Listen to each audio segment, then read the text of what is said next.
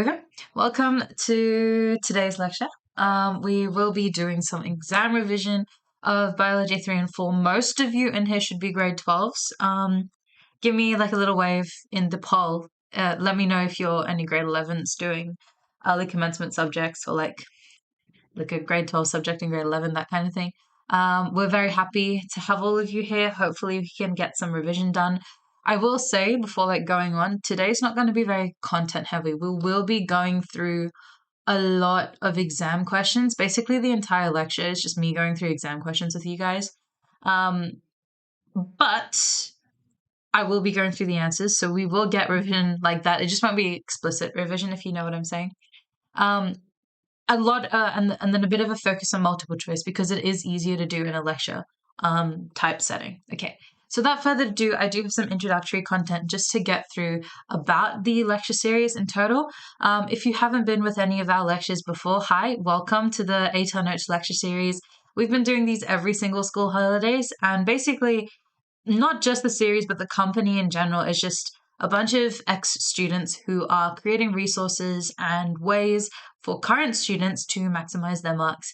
We've been doing these lecture series since 2015, and I haven't been doing them that long, but basically they're helping students like you guys get access to content ahead of the game, but also some questions ahead of the game as well. I do know that most of you will be going straight into exam prep around this time. Most of you should have done your mocks by now, I'm thinking, hopefully. But yeah, our company is just full of resources and ways that you can interact and get ahead of the game with your bio as well. We do have a lot of free resources available. If you are interested in accessing any of those, go ahead onto our website, and if you can register, atarnotes.com/register. There it is on the slide itself. Get yourself an account, and you've basically got access to downloadable study notes from us. These lectures, and now before any of you do ask, this lecture will be recorded and you will have access to it, and you should have access to the slides that I'm talking through as well. Please let me know if there are any issues with that. There is a forum that you can go onto, and there's tutors patrolling the forum as well. There's videos, there's the ATAR calculator, which is pretty useful in figuring out rough scores that you want to get in your externals to get the ATAR that you need, and heaps more as well. We do also have a newsletter. Hopefully some of you already know about that. But on top of our free resources, never mind. On top of these resources, we also have redesigned our website, so it is a little bit more user-friendly now than what it was before. Obviously, I all encourage you, or everybody watching this, to sign up if you haven't already, just because it is free and you do get resources to your fingertips, basically. But there is a search bar if you want to search for a particular subject that you can't find very easily and anything like that. So yeah, completely open to you guys, and I recommend you check that out. I can see some responses coming in, which is pretty good. Thank you for doing that. Yes, in terms of paid resources, these are the ones that are a bit more updated and made by people like me. So actual tutors working for the company in the more recent years. First of all, we've got our own tutoring programs, which I will be talking about a little bit later, but they're all run by student tutors who are very recent grads. I feel like everybody in the QLD team is either a 2020 ATAR grad or a 2021 grad, which is pretty good. Study guides, which if you haven't seen the big colored books floating around, you'll be very acquainted with them by the end of the lesson, I will tell you that. And also Ed Unlimited, which is a huge program that we provide to some students with all of the content on there. So these are some resources that I will be talking about a little bit more in the lecture, with some funky discount codes that'll let you access them a little bit better. But yeah, without further ado, we'll be getting into the content. Before we start on actual revision, though, I do want to let you guys know a little bit about me. Hi, my name is Amandi. I am a 2021 graduate, so I was in grade 12 last year. and I graduated from Ipswich Girls Grammar School with an ATAR of 99.4. Currently, I'm a medicine student at UQ. My undergrad is biomedical science, and I've got provisional entry into med. So, if you want to talk a little bit about QTAC preferences or uni applications or anything like that, pop that into the chat as well. I will be happy to answer anything if we've got a bit of extra time. And in high school, I studied biochem, English, Japanese, methods, and specialists. So, good little mix of languages with STEM, basically. And my advice to you guys would just be to keep your head up. You're in that final stretch before graduation, and you've got very little time left before everything just wraps itself up, and you're off into post-school life. Okay. In terms of what we're going to be doing today isn't going to be content heavy. If you stuck around for the chem lecture, this one's going to be really, really similar. And basically, I'm just going to be giving you guys a bunch of multiple choice and short answer questions, about a minute or 2 minutes for you guys to try and answer them yourselves, and then we'll go through the answers together. I will be trying to talk about cognitive verbs intermixed into all of that because they are really important. If at any time in the lecture you've got any questions, please use the box below the video to ask me anything. There should be a little box there. And yeah, if you find that the stream starts breaking up or there's some technical issues, put them through the chat as well because I can see that. Upvote any questions that you would like to be answered more quickly. Oh, really? Okay, interesting. And if you're looking for extra resources to study, I will be talking a little bit about that throughout the lecture as well. So yeah, stay tuned. If the okay, this has been happening a little bit. If the PowerPoint is weird, what I'll do is I'll go through the lecture fully with my annotations because I will be going through answers and stuff like that. And then after everything is done, I'll resave the PowerPoint, create a QR code, and then you should be able to scan it and get access into that through the stream. So yes, with all of that done, I think we are ready to get into content. So the first topic that we've got here today is describing biodiversity. This is all the way back into Unit 3. And basically what I'm going to do is let the question run, go through the answer, and then continue the process. Alrighty, so this is your first one. Which of the following correctly describes the term species? So I'm just going to fold this over so I can actually write on it. And I guess it's your turn.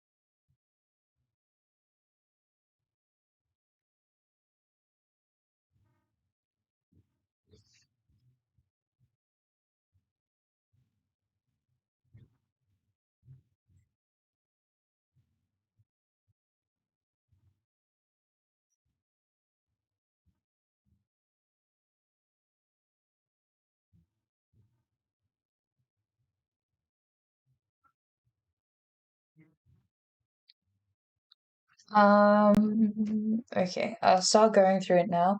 You don't need to put the answer in the chat because we will be just going through the answers together.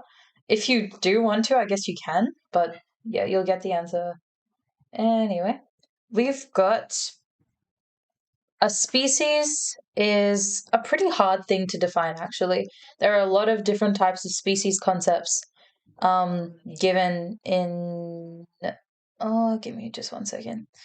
A lot of different species concepts definitions given in biology. If we're talking about the biological species concept, that's saying that two organisms are able to breed together and produce offspring that are fertile, healthy offspring that are fertile. So given that, we've got a couple of options that we've got to go through. A group of organisms that can breed under any conditions, and produce offspring whether fertile or not. That's actually incorrect because a species needs to produce fertile offspring. If it's infertile, then the species can't continue and then it would just be some random organism. Fertile, viable offspring, that one's looking pretty good. Interbreed under natural conditions that produce offspring whether fertile or not, again, that is wrong. And then a group of organisms that cannot breed, that's just like honestly incorrect anyway. So our answer here is B. There are a couple of other species concepts, so that's the biological species concept that we've done here. Morphological species concept is talking about whether a species has similar features. So a species is defined as, two or more organisms with similar features and similar structures. But in terms of all of these multiple choice questions, because it's talking about whether or not the offspring is fertile, you're only going to be talking about the biological species concept. All right, here's one more on Unit 2. Oh, I guess cladistics can count a little bit into Unit 3, but this is Unit 4, not Unit 3. This is a Unit 3 question.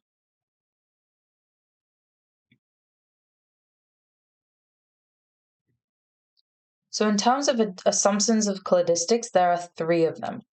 We need to check if whether any 3 of these are in the multiple choice answers themselves.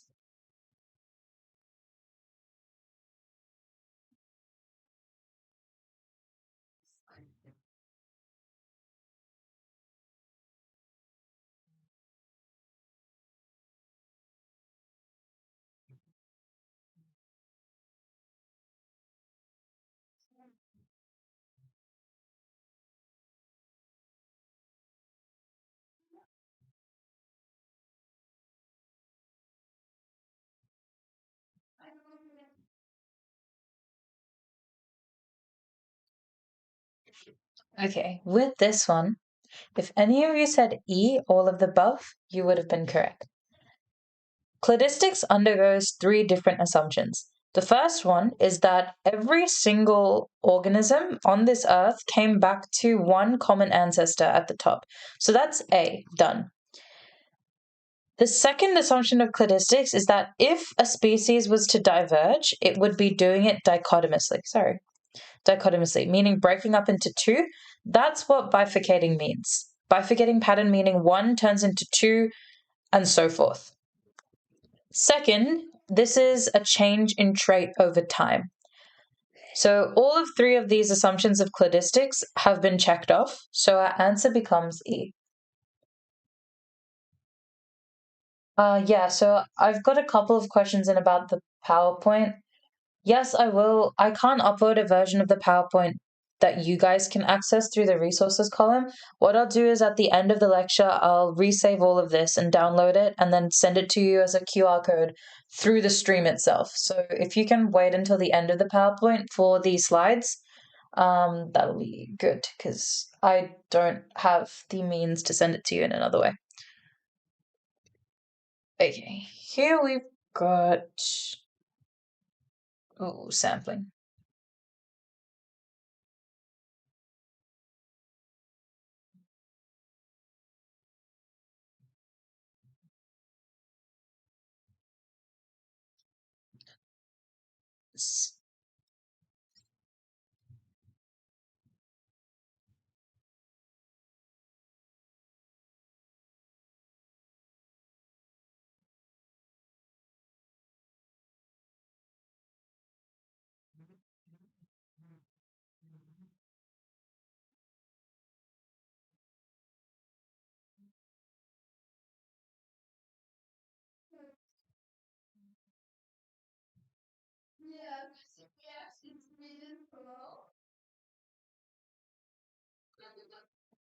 Okay, with this one, we've got a monitoring technique being used. It involves counting deer pellets or droppings in small circles along a transect line. So you've got transect line, small circles along it, and then at this circle you're sampling. Which of the following is the least important factor in setting up the monitoring program and the accuracy of the data? Let's go through each answer as we go. Placing the transect lines at random, this is actually a really, really important thing. If you're doing it in a non-random way, your sampling may be very biased. So this is actually a pretty important factor. Positioning the small circles continuously next to each other along the transect. This one still has importance because the small circles should be continuously laid against each other. However, because the transect is sort of trying to measure, the use of transects can also help with measuring environmental gradients. The positioning along the transect doesn't actually matter as much as where the transect is placed first. Using a large number of transects of similar length, this is very important because the more trials you do, the more accurate your information is going to be. So that is a direct link to the accuracy of the data. And then laying the transects in a variety of areas. That is also very important because you're trying to get as many trials in as you can. So of all of these, the least important is B. Now, the deceptive thing here is that B is still an important factor. Distance between the small circles is still an important thing because you want enough circles to be able to establish environmental gradients. The difference is A, C, and D are more important. And because the question is asking for the least important factor, that's going to have to be B. Where every other factor is a direct relation to how accurate the data is, B, you can sort of make it that even if the circles aren't positioned continuously, your data still has accuracy because you can map out the gradients and things like that. Here's question 4.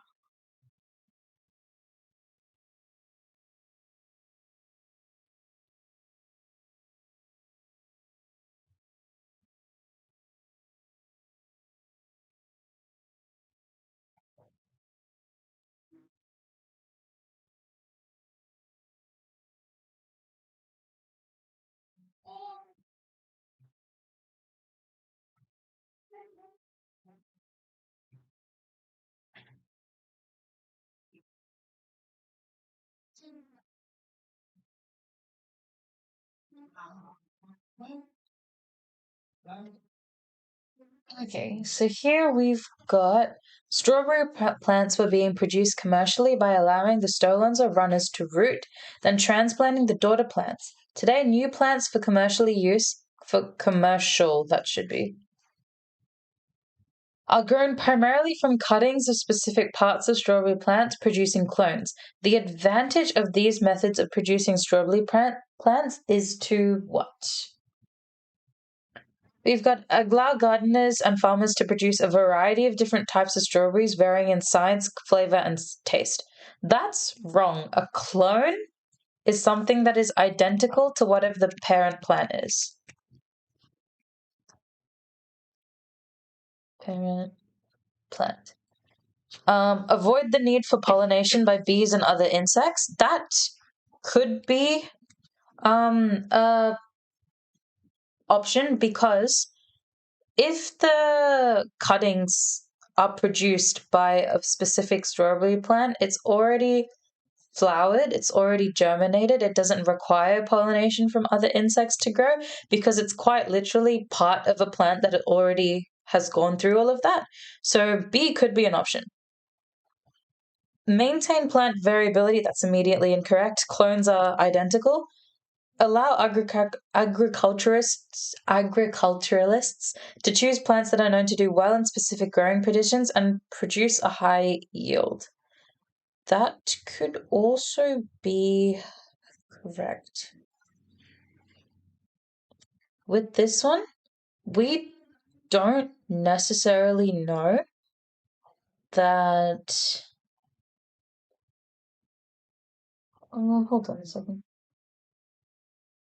Okay, we don't necessarily know that pollination is needed or not. I just said that it could be an answer, not necessarily that it was an answer.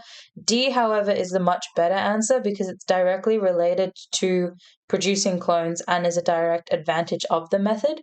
And so therefore D is your answer as we're trying to maximize yield by cutting instead of allowing runners to root.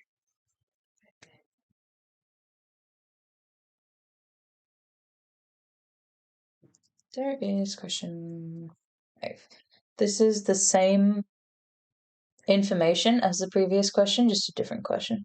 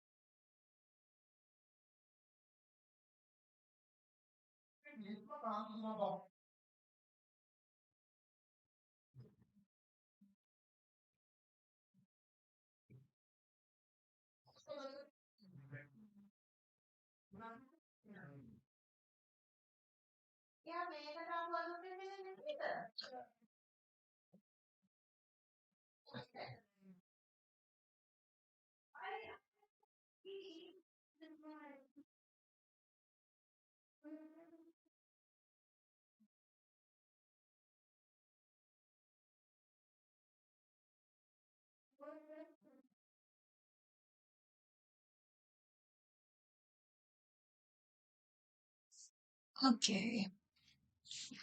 Once again, we've got the strawberry rooting versus cutting as our two growing methods. Why would there be a considerable concern by environmentalists regarding the outcomes of these methods?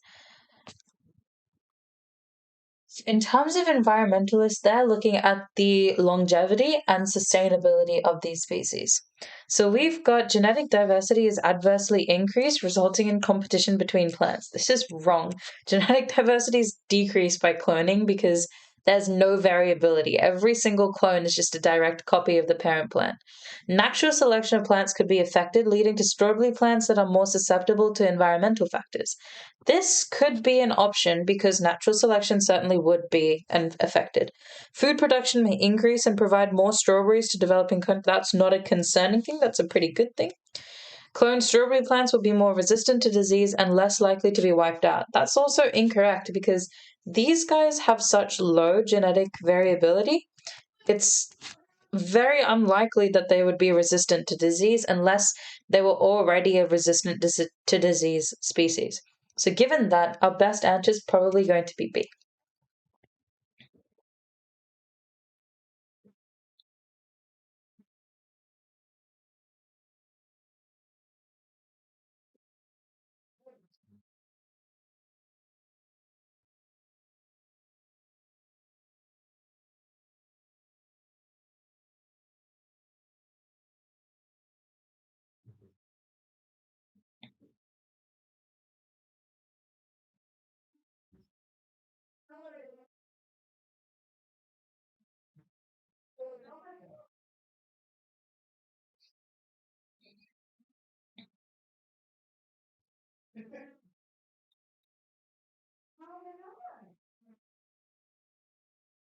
Okay, for this one, we've got a weed belt of Western Australia, flowering in the late spring, and is the only source of nectar for the honey eaters, which feed on it and pollinate the flowers. Honey eaters are important pollinators of numerous plant species. When considering the scientific name of acorn Banksia, it is referring to its what?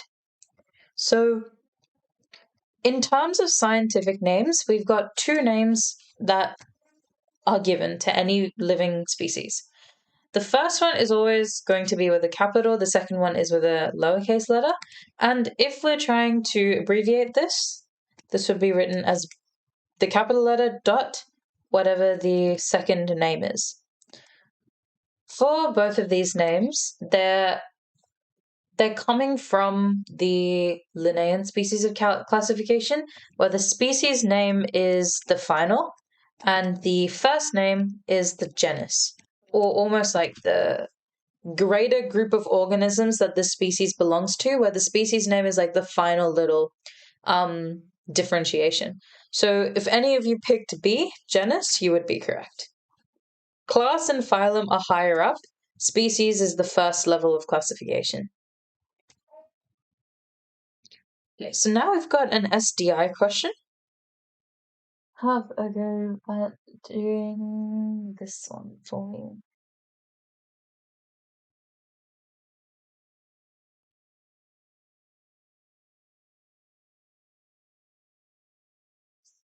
So I've got 934 brown trout, so that n minus 1 is going to be 933. Smallmouth bass. 2 catfish is 34. 33. 2003, that's 2002. 234, so that's 230, oops. 233, 32, Northern Pikes 31. So the total number of N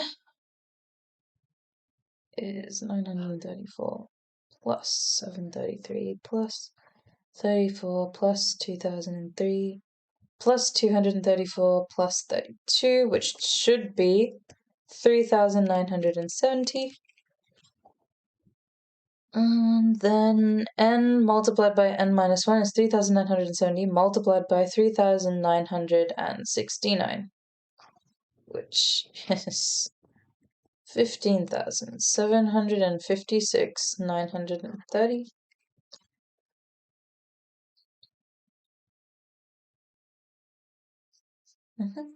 And then sum of n times n minus 1 is 934 multiplied by 933. 42.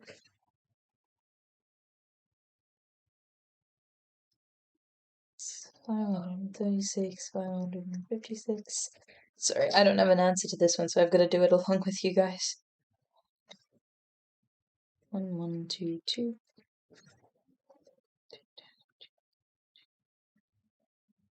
4, 0, 0, 6.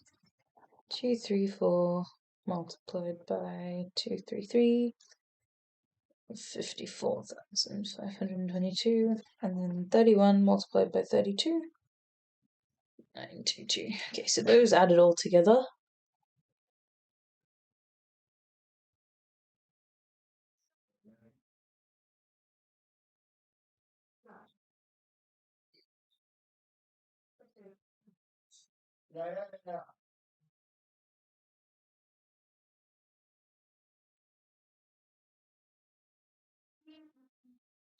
I got 5,474,550. So that is equal to 1 minus 5,474,550 divided by 15,756,930.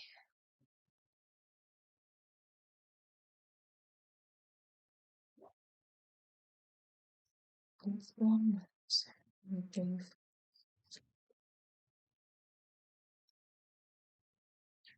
which is 0.653. This would just be like moderate biodiversity, I would say. So if any of you got that, you would be correct. All right, so that's brings us to the end of all of the topic 1 questions. Yes, I want to keep my annotations. I'm just going to go and check in with Slider. Okay, let me know either strategy you've used to study bio before, a particular topic you're wanting more help with. Okay, so we've got, okay,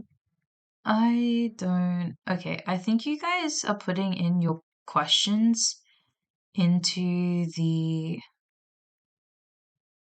poll box. I'm just going to stop the poll box and then hopefully the audience Q&A will come in. Hold on, let me do this one. Bottleneck and founders effect, biotech, DNA sequencing, that's a lot of stuff.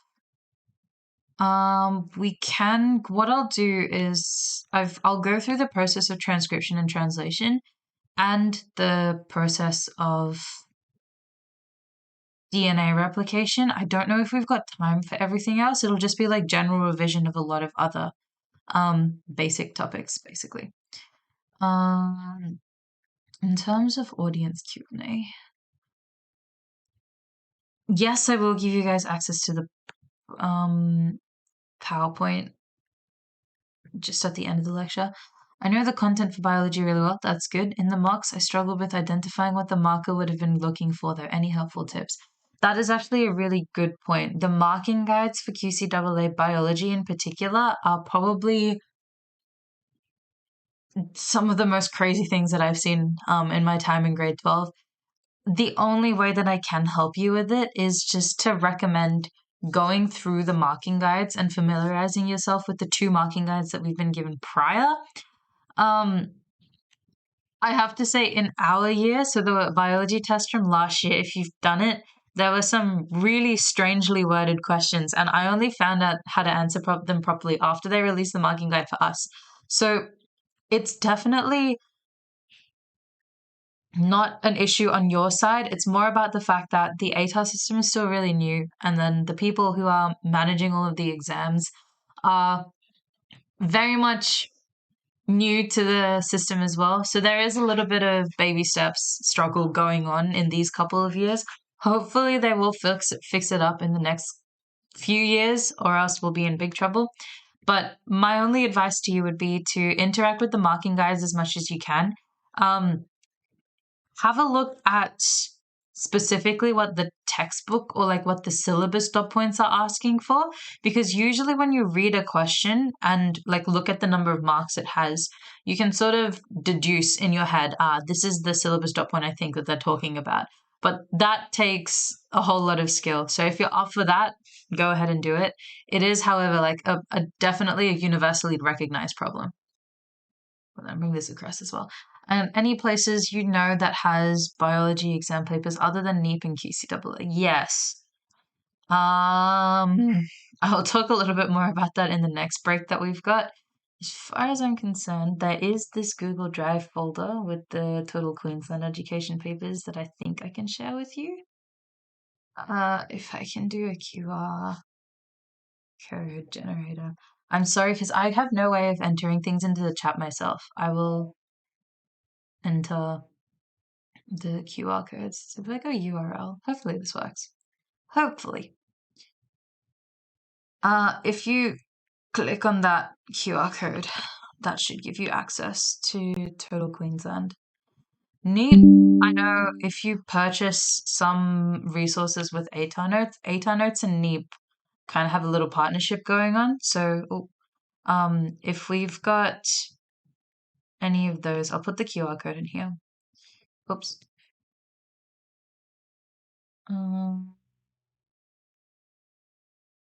Where are we? There. If you scan this, you should be able to get access to that drive. Is there an ATAR notes book for the QCE biology topic tests? I couldn't find one on Ed Unlimited.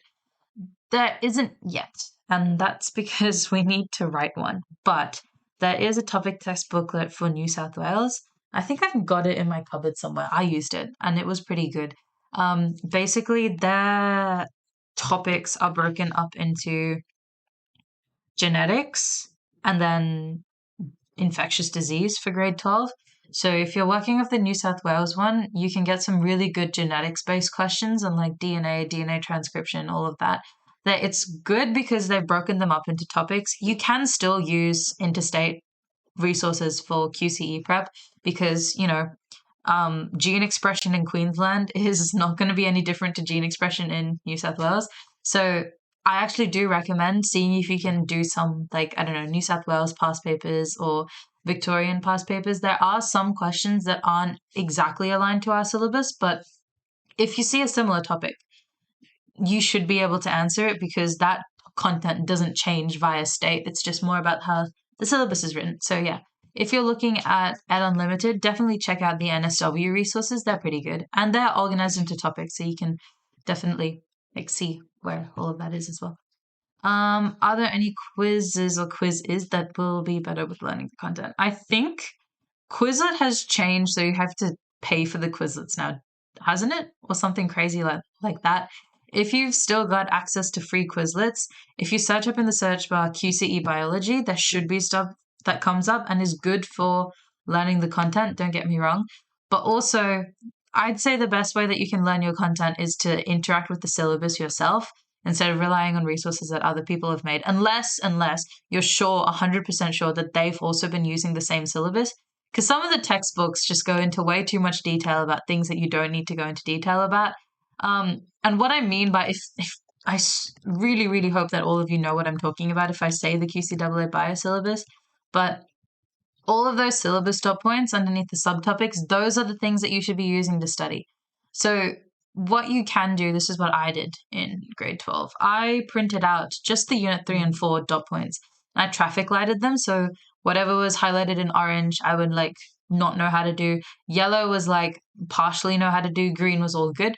And I basically did this for like both unit 3 and 4. Unit 1 and 2, you won't be tested on. That's prior knowledge. But yeah, all of these terms and all of these formulas traffic lighted it and made sure that I was covering every single base that I had. So yeah, hopefully that's all okay. If we've got any other questions that we need to talk about, I can address those at the end. So yeah, scan this if you want TQE. And we'll be moving on now. So Unit 3, Topic 2 is Ecosystem Dynamics Practice. So I'm pretty sure we're starting off with multiple choice again. Yeah.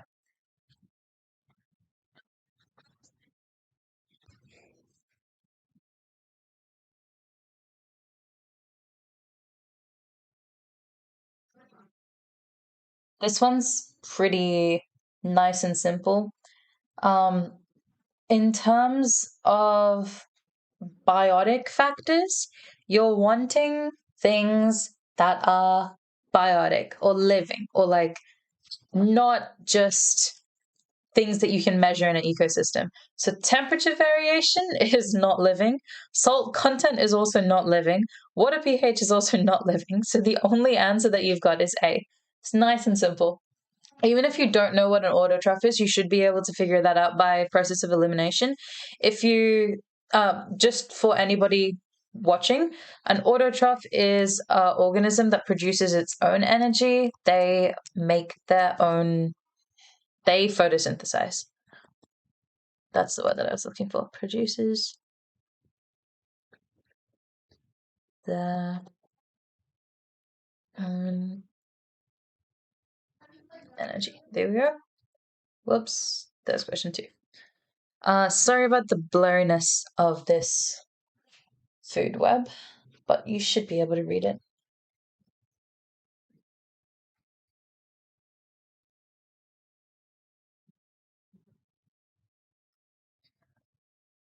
Okay, so we want to find out about increases in the mouse population. Our mice are here. Honestly speaking, anything that eats an organism that's increasing in population is going to benefit. So our wolf here is going to benefit, snake's going to benefit, and the hawk's going to benefit. Immediately, we already know what our answer is, but if you wanted to explain it more, the mouse is eating the berry bushes. If the mice increase, that means the competition for the berry bushes will also increase. Any of the organisms that are feeding off of the berry bushes will be negatively affected. So therefore, your answer is B.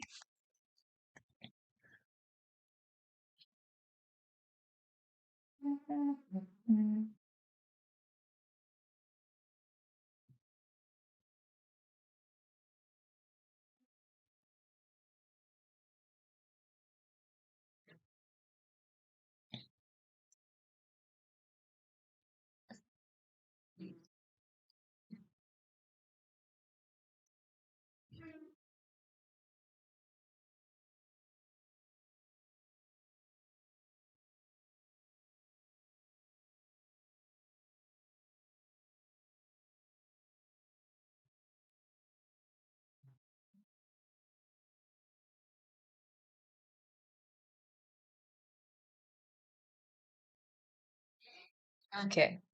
With a community, you're wanting to break up an ecosystem into its smaller parts. So a species is usually two or more organisms that can like interbreed within the which can interbreed. Then you've got a population, which is all of the organisms within one species. So all within one species. If you've got multiple populations, you've reached at a community. And if we've got multiple communities interacting with each other, that is an ecosystem.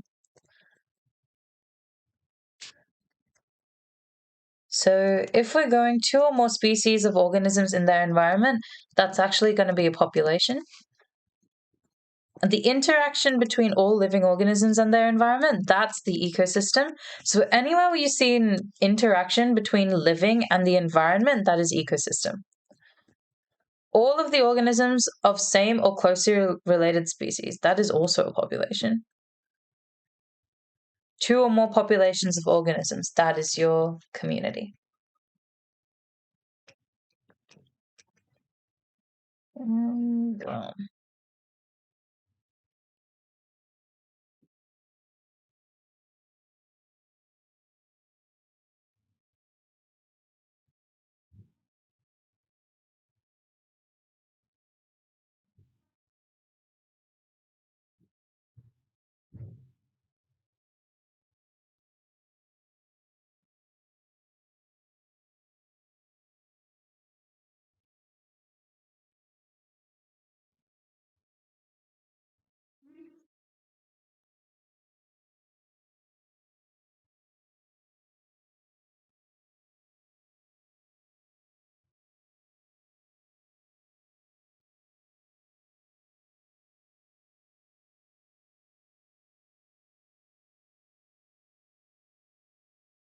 Okay, we've got sea otters moving into the ocean bay, and they're consuming all of the sea urchins.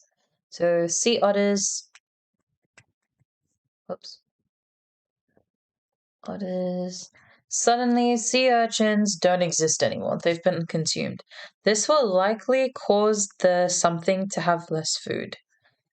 So kelp? No, the kelp's food is the sun. The kelps are great. Crabs to have less food.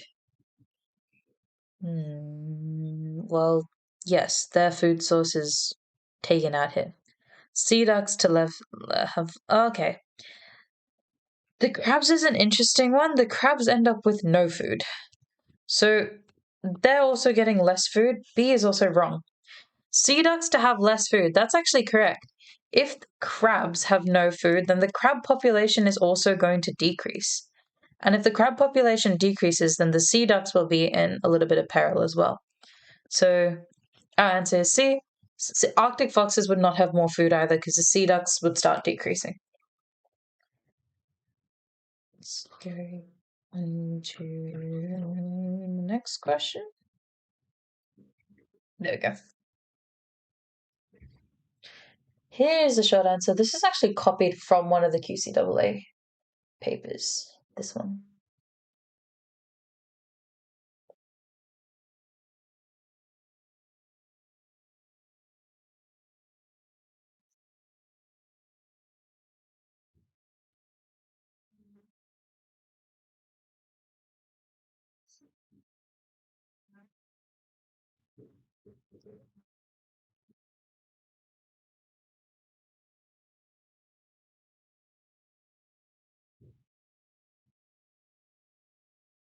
So I'll give you guys a little bit of time.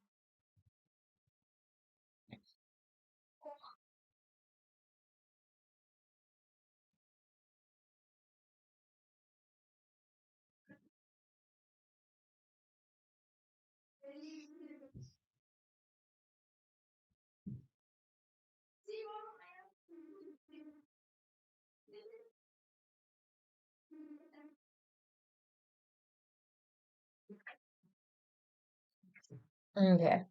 Let's take a look at a couple of things before actually answering this question. First of all, we've got the question starting off with the word explain. So this is you not only describing something, but you're providing detail here. However, if we look to the number of marks allocated for this question, you're only given 2.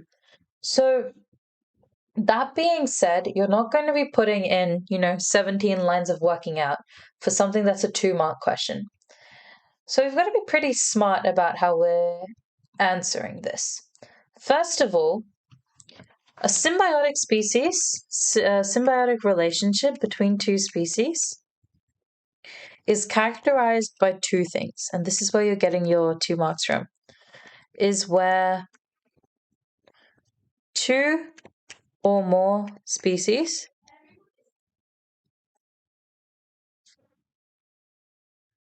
are in a long-term relationship where at least one of them benefits.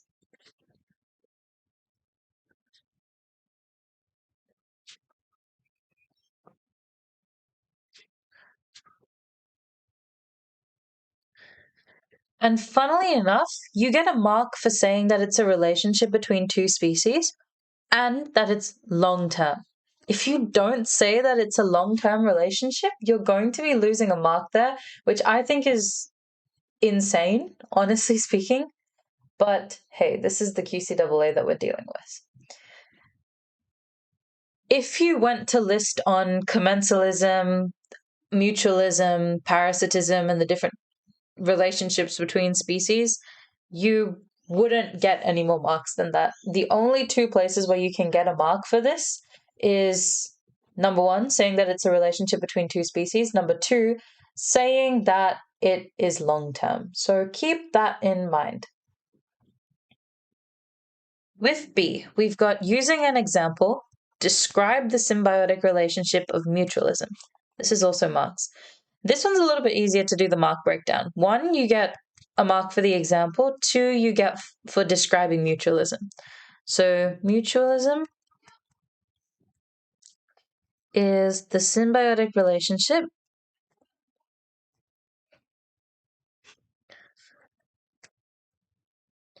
where all species are benefiting, or both species are benefiting.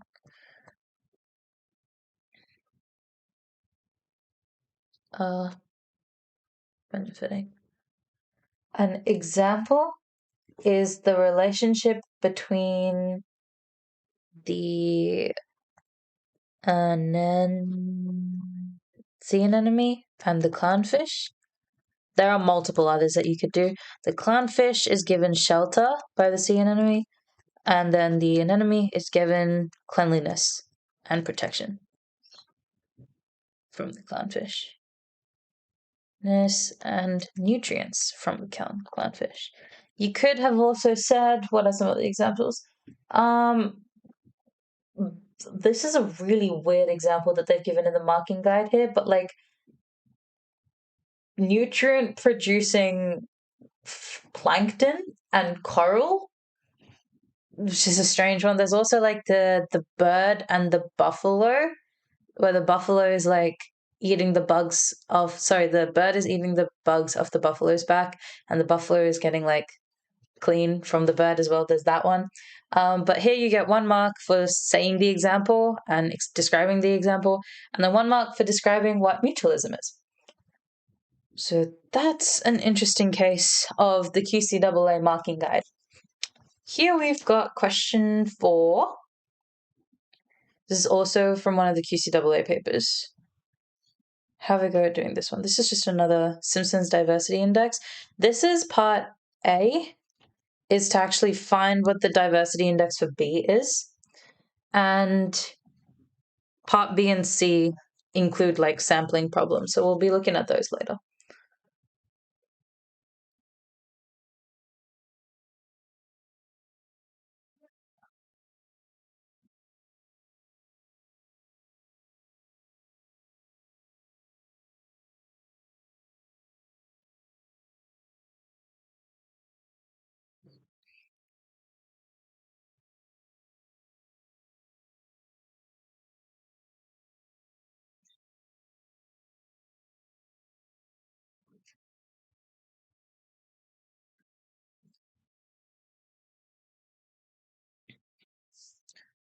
Okay, so once again, we've got 77 times 6 plus 14 times 13 plus 8 times 7 plus 0 times -1.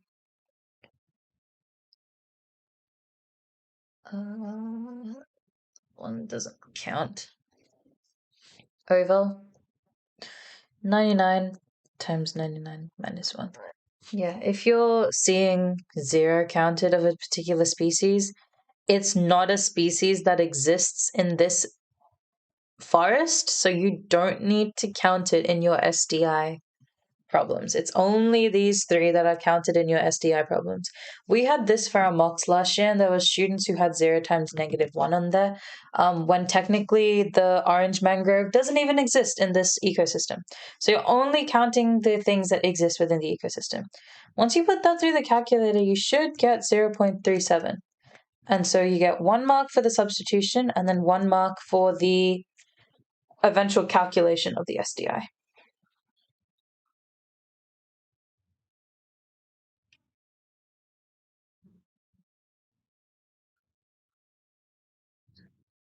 Okay, let's go on to question 6. Identify 3 reasons why the ecologists use a belt transect rather than a line transect, or randomly place quadrants for collecting data, or identify 1 way in which the ecologists minimize bias in the sample.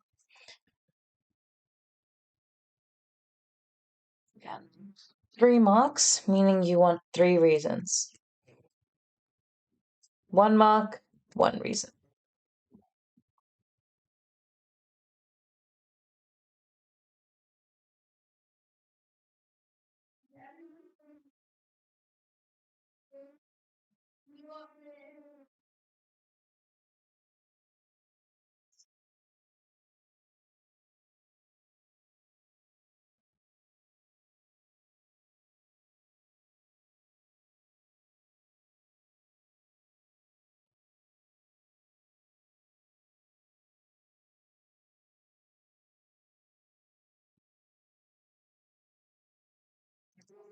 Okay. For this one of the reasons is that beltline transects are used to find the abundance and distribution of a species.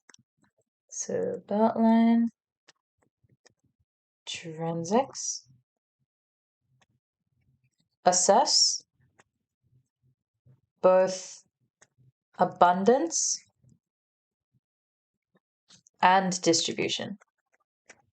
If this researcher was only to do random quadrats, they would only get information on abundance and not distribution. That is the number, but not which areas these numbers are concentrated towards, not distribution. If you were to use a line transect, you would be looking at distribution and not abundance. Distribution, not abundance. You could also say something like random sampling doesn't take into account strata. So no info into strata. And does not cover all habitats areas of the habitat equally, giving inaccurate measures of diversity and abundance. Those are the 3 things that you need to say. If this is like an optional extra 4th thing that you could say, or if you've covered all of those, then you will get all 3 marks. For C, we've got beltline transects take into account strata in the sampling size, in the sampling area, helping to minimize bias. Take into account strata in the sampling area,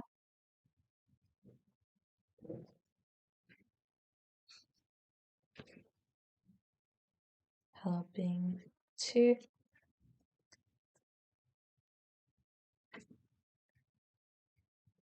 like so. Okay. Here we've got another one on species richness. Now, this one requires you to do a little bit of maths. That's the hint that I'll give you.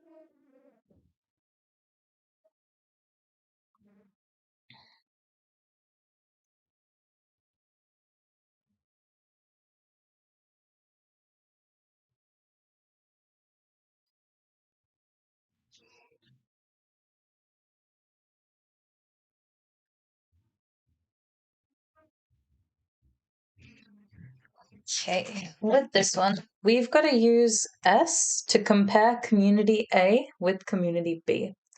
Now, first of all, we've probably got to find S for community B in itself. We know that community A has S of 0.25, so we don't need to actually find that, which is great.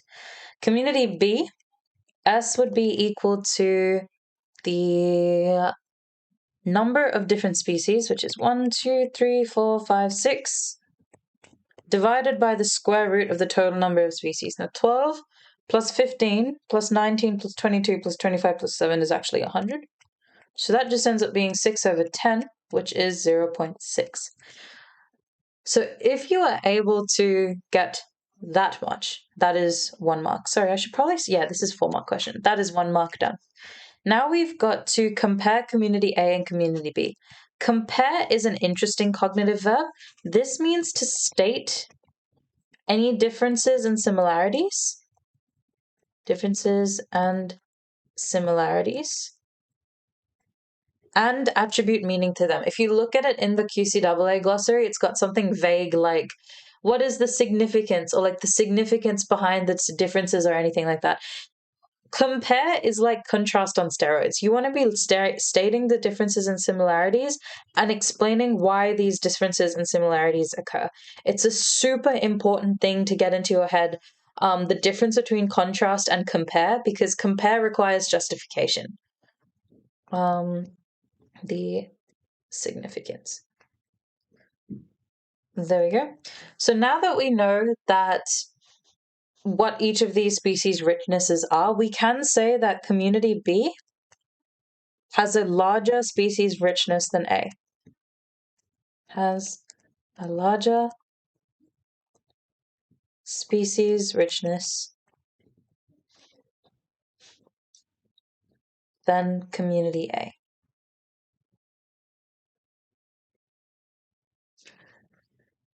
Now, another thing to note here is if we know that species A has the, oh, sorry, hold on.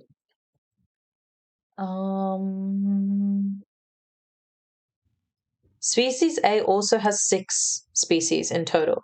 So if we do a little bit of maths here, we can say that 0.5 is equal to 6 divided by the square root of n. So therefore, 6 is equal to, square root of n by itself is equal to 6 divided by 0.5. This is maths that we're doing right now. 6 divided by a half is equal to 12. So the square root of n is equal to 12. Then n by itself is equal to 12 squared, which is 144. What we get using that is that because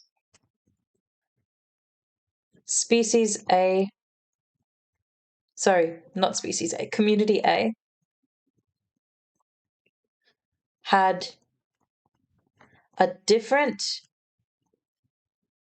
S value despite having the same number of species,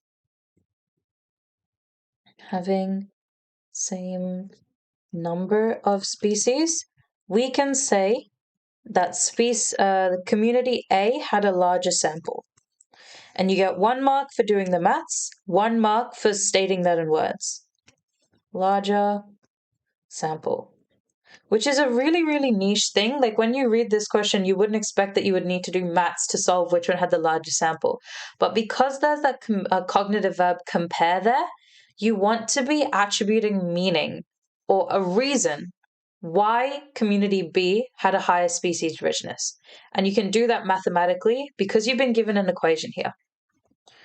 So if there are any questions regarding that particular question, I do know it's a bit more of like a brain turner. Do you need to know this formula for the external? It will be given to you. This isn't one that you need to know. If this does come, this is an external question. This came up on the 2020 paper. If I'm being completely honest with you, I just snipped it straight from the QCEE website. So if you do get species richness as a formula, you're going to be given it. You don't need to memorize this one. One of the only ones you do need to memorize is SDI, and like 3 out of 5 times it's given to you on the paper anyway. So bio's pretty nice with their formulas, I won't lie. Okay, that gives us the end of all of the species richness questions. You may be thinking, wow, we're going through these really, really fast. That's because Unit 4 is so process heavy that we're going to spend a lot of time deconstructing translation and transcription of DNA. So this break, I am going to do a little bit more like break time wise. So you do get a 10-minute break in this lecture. But before that, I do want to talk to you a little bit about the resources that we're offering at ATAR Notes because they are pretty good and they will help you with your external. So I do want to let you know what they are like. First of all, this may be a little bit late to join now, but we do have live weekly classes usually running.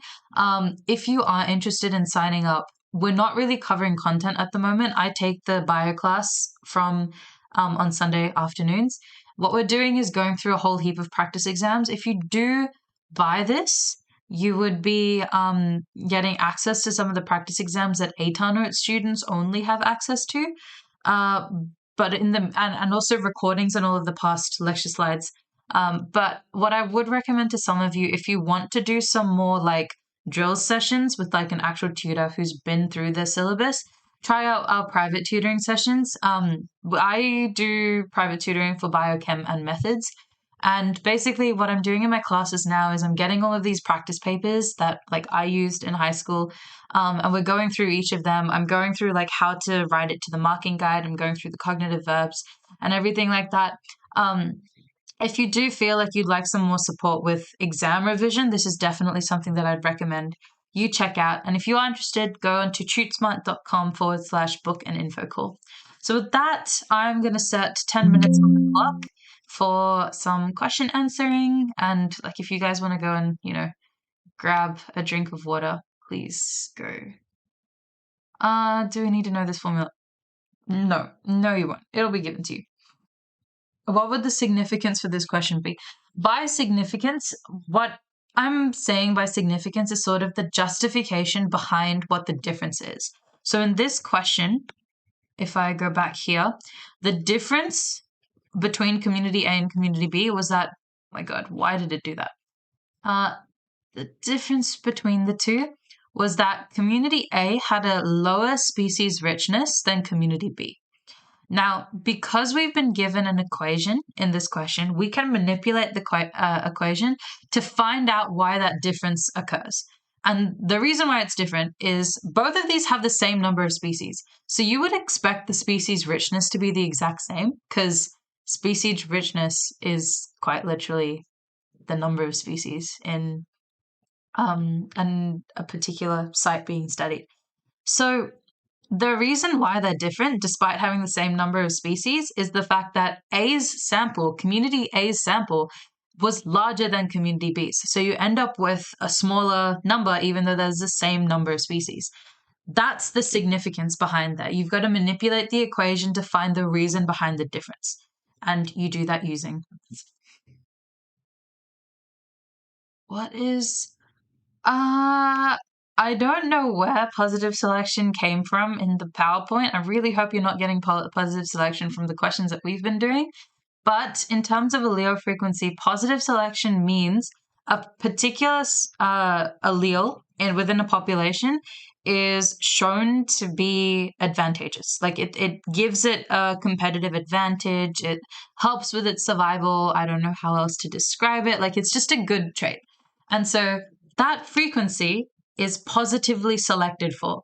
More and more of the offspring that you see will have that particular trait because more of the parent offsprings with that trait have survived because of it.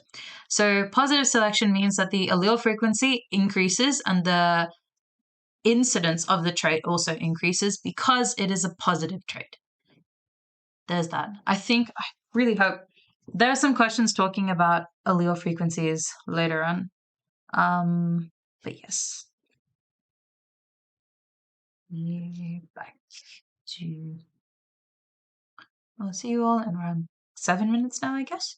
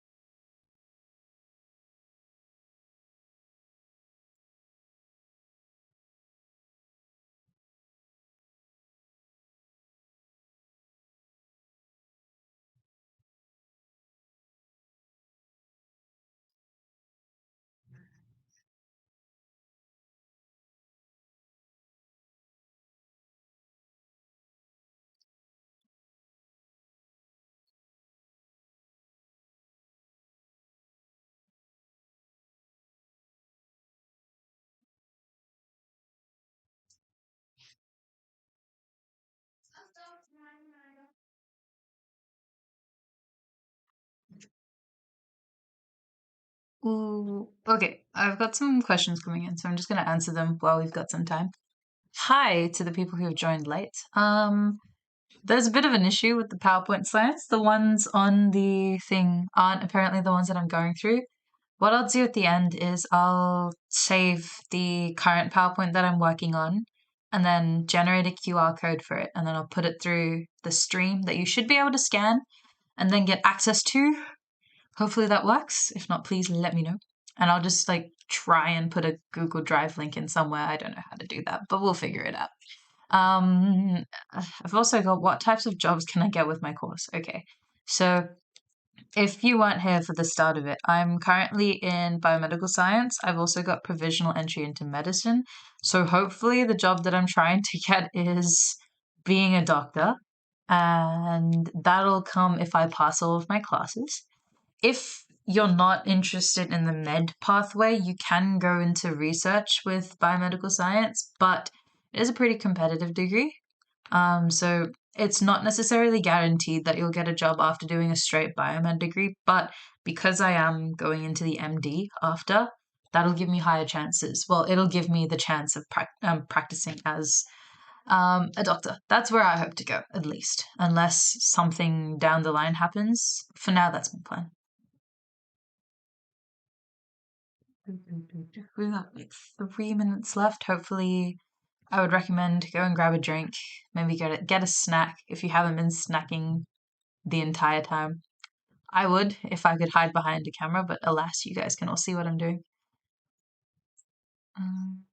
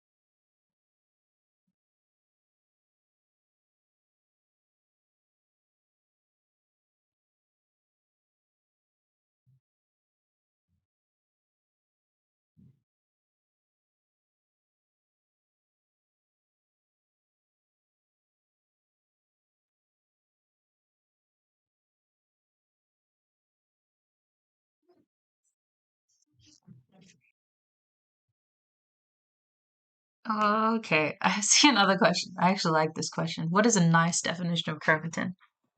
Um, Let me think. Okay, so chromatin is basically DNA and protein mushed in together to make these fibers.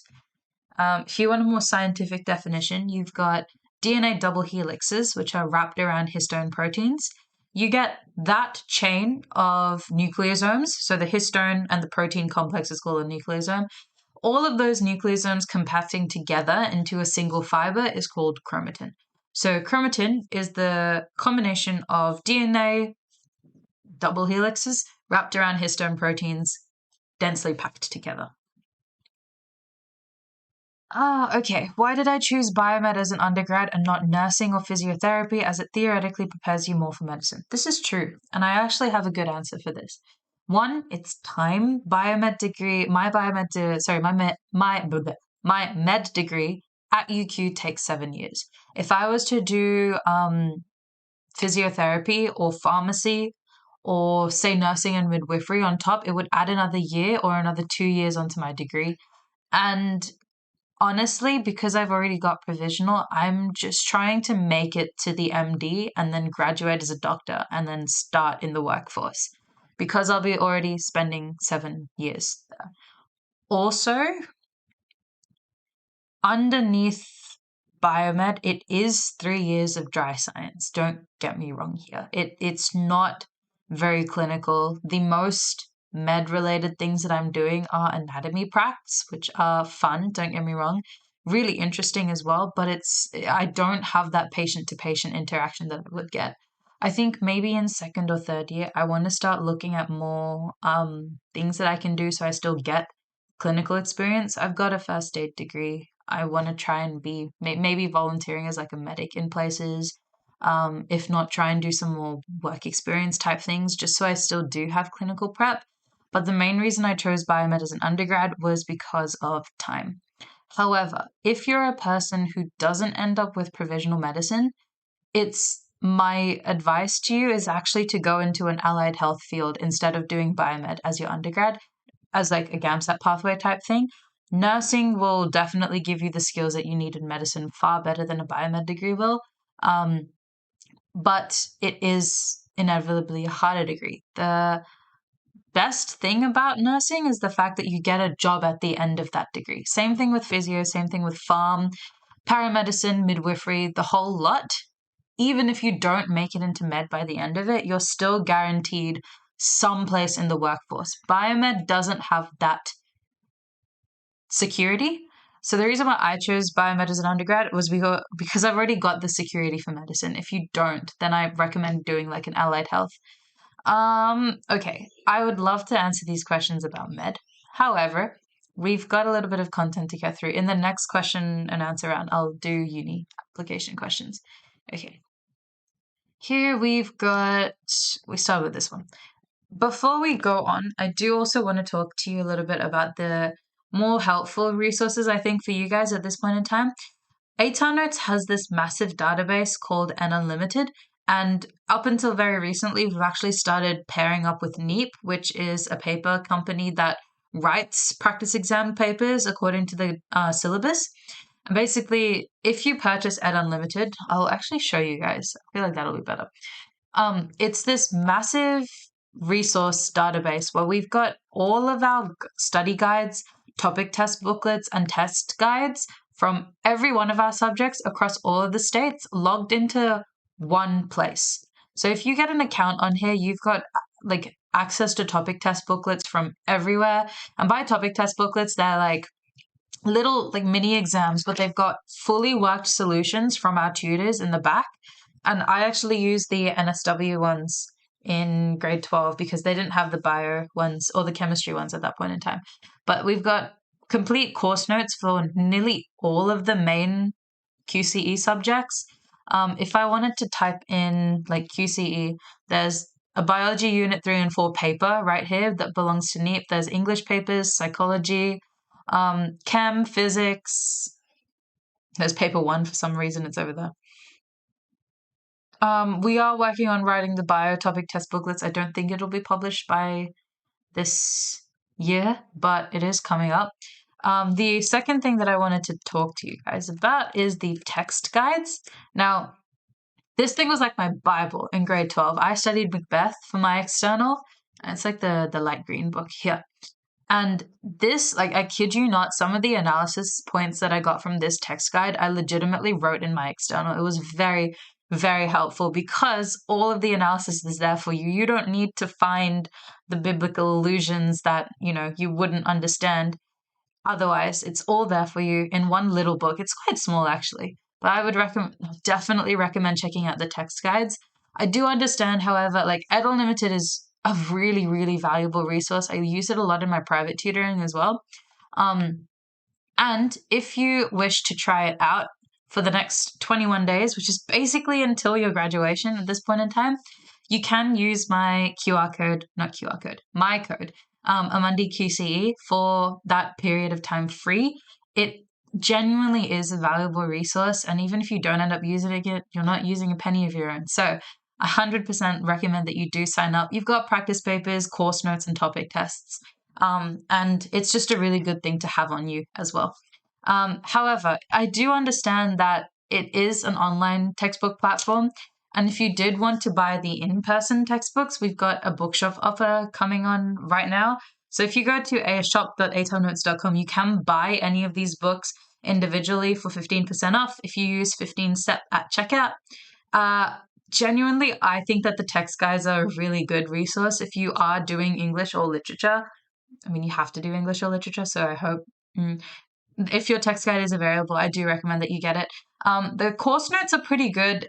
I would probably recommend them for like people starting out in grade 12, but at this point in time, some of the topic test booklets are probably where you wanna go.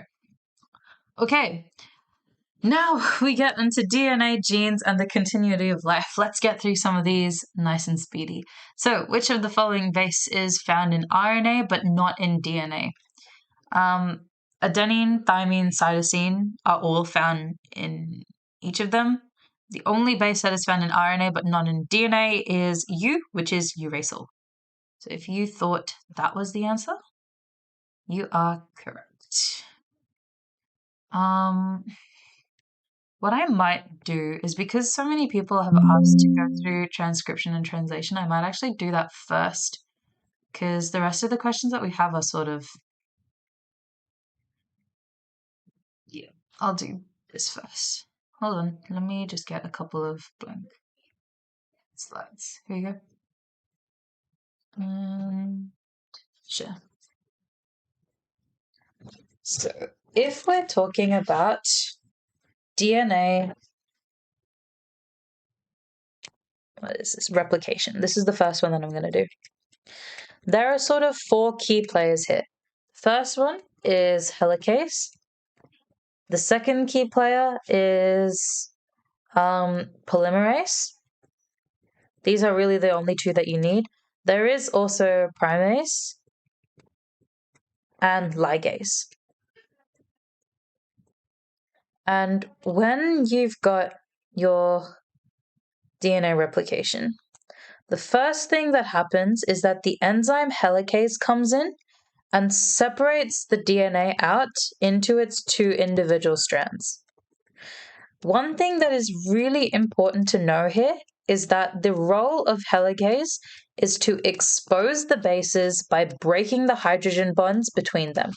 So usually if you've got, like, you know how adenine and thymine join together and then guanine and cytosine join together, the reason why they join together is because of a hydrogen bond. Helicase comes in and tears it to pieces. So helicase is responsible for doing that. Let me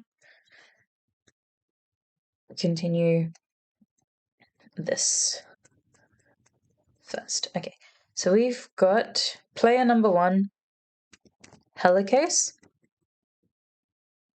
which is exposing the bases,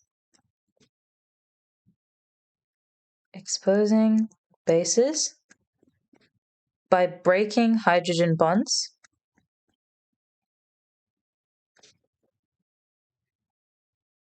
separating the DNA strands. And it's this really weird thing. We had this question in one of our we've got this question in one of our, what is this, practice exams that we did. If you didn't say that helicase exposed the bases, you would have lost a mark, which I think is bizarre. But hey, this is what we're working with in terms of the QCEE here. Separating the DNA strands. So yeah, here at ATAR Notes, we don't condone some of these actions. Then what basically happens is primase. The easiest way to remember this is that primase sounds like primer. So primer is something that helps, things stick together. Paint primers, makeup primers, if you've ever used with them, they help line your material so that things can go on top and solidly fix together. So primase lays down a primer for the new strand that should be created. If you're asking, why am I drawing it on the template strand? Technically, it comes on the little ends of all of these things, but I'm not bothered enough to draw it like that. So I just draw one line that shows the primer being laid down for the new strand, like so. Then we have our key player here, polymerase. DNA polymerase comes in and adds complementary base pairs to the existing strand, producing a new strand. Complementary base pairs to the existing strand,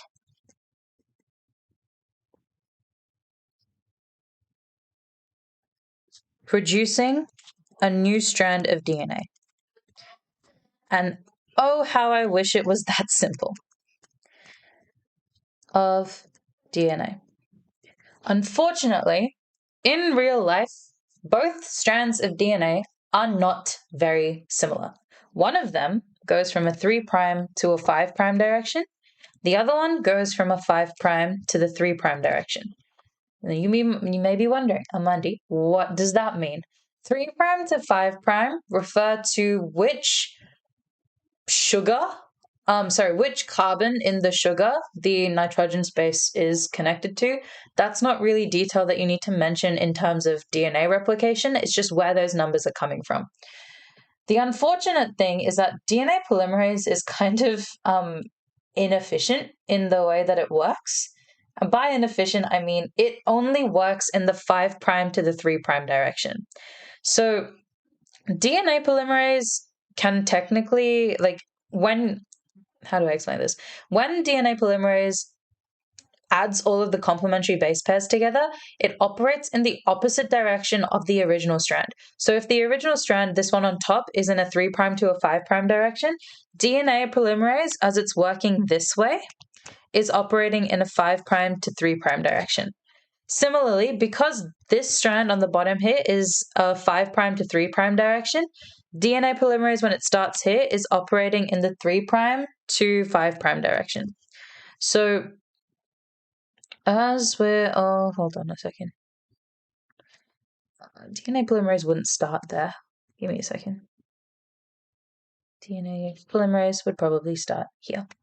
So in this sense, DNA polymerase would be, hold on.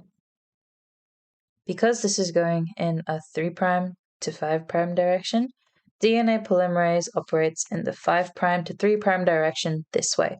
However, this top section has DNA polymerase working in the opposite direction that helicase is unzipping the strand. So helicase is unzipping the strand left here, right?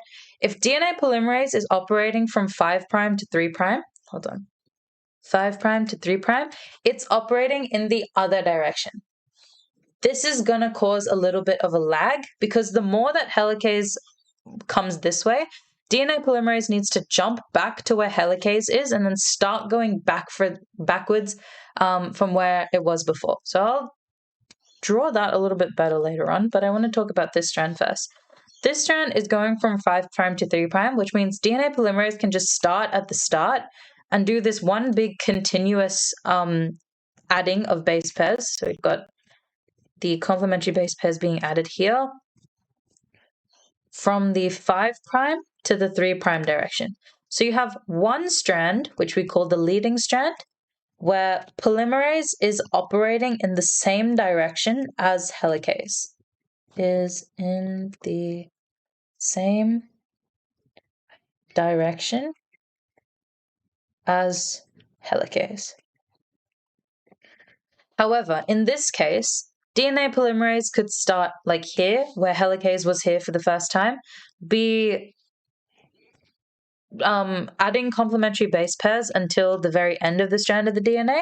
But then by the time it's gotten to the end here, helicase has moved more towards the left. And so polymerase needs to come back to where it started, where helicase is currently, and then move backwards until it links up with the piece that it made before. What we end up with here is the creation of all of these different fragments of copied DNA called Okazaki fragments. Okazaki fragments. And the strand that is made up of all of these Okazaki fragments are called, is the lagging strand. So altogether, when the entire DNA molecule has been replicated, these two strands separate out. So you end up with one load of complementary base pairs and another complementary base pair copy. And these fold up into the little double helix that we've got. And this one also folds up into the double helix, like so, producing two copies of identical DNA, one with a template copy, one with a coded copy of identical DNA. And you know, the absolutely hilarious thing of all of this is that when you let me backtrack. After this has happened, when the DNA fragments separate, ligase comes in as another enzyme and glues all of the Okazaki fragments together so that it's one big piece of DNA. So there are little bits of ligase where they've all been glued together so that it's one big long piece of DNA, and then they curl up into the double helix. Sorry, I forgot about ligase. Ligase isn't that important, it's just there. The hilarious thing is that when this question came up in the 2020 external, this is a 4-mark question. Explain the role of DNA helicase and polymerase in the replication of DNA. 2 marks were allocated to helicase. 1 mark was for saying that it broke the hydrogen bonds and separated the strand. 1 mark for saying that it exposed the bases, which is hilarious enough, right? Second part of the question on polymerase was given 1 mark for saying that polymerase gave you the complementary base pairs. And then the 4th mark was any other random fact about DNA replication as a process. So you could have mentioned the leading lagging strand thing. You could have mentioned that it works in, 5' to 3' direction. You could have mentioned that there were other enzymes and you would have gotten the mark, which is crazy to me above everything. But that's basically how DNA replication works. Hopefully that is all okay. Do you know which direction helicase is initially unzipped in the DNA? Yes, it's in the same direction as the DNA polymerase, the 5' to 3' direction. Sorry about that. I should have mentioned that. 5' to 3'. So technically these two then have to be switched around, but hey, it's just a teaching purpose diagram. I've also got another question in here. What is the difference between DNA replication and the formation of RNA transcription? DNA replication is going from DNA to DNA. So you're getting 1 copy of DNA and turning it into 2 copies of double helixes, 2 copies that to form 2 double helixes. Transcription, which is what I'm going to talk about next in the protein synthesis part of this lesson. Synthesis is going from DNA to a single strand of RNA.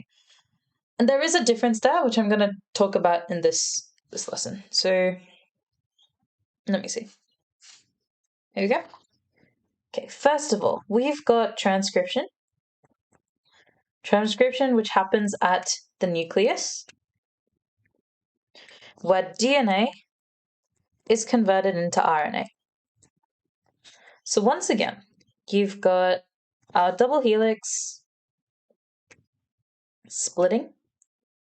This is also due to helicase, but it's not a detail that you guys need to know for grade 12. And you've got all of these bases that are now exposed. So number 1, helicase unzips the strand.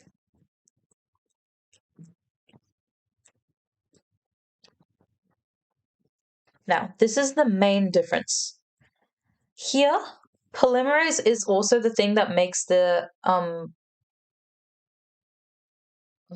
how big is my camera? Oh my gosh. Hold on. If I do this, hopefully you should be able to see everything. So yeah, transcription. Then polymerase is an enzyme that also is featuring in transcription. However, this polymerase is not DNA polymerase, this is RNA polymerase.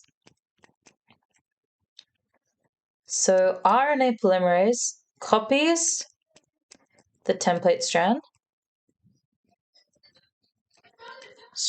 by what do I say? Adding, that's the verb.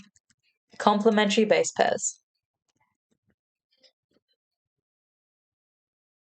base pairs. This produces a strand of free mRNA. So dot, dot, dot, dot, dot, dot.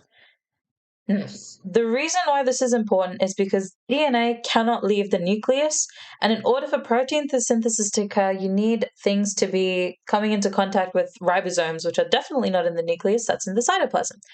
RNA can move out of the nucleus, so that's why we've got this little conversion on here. It's like you making the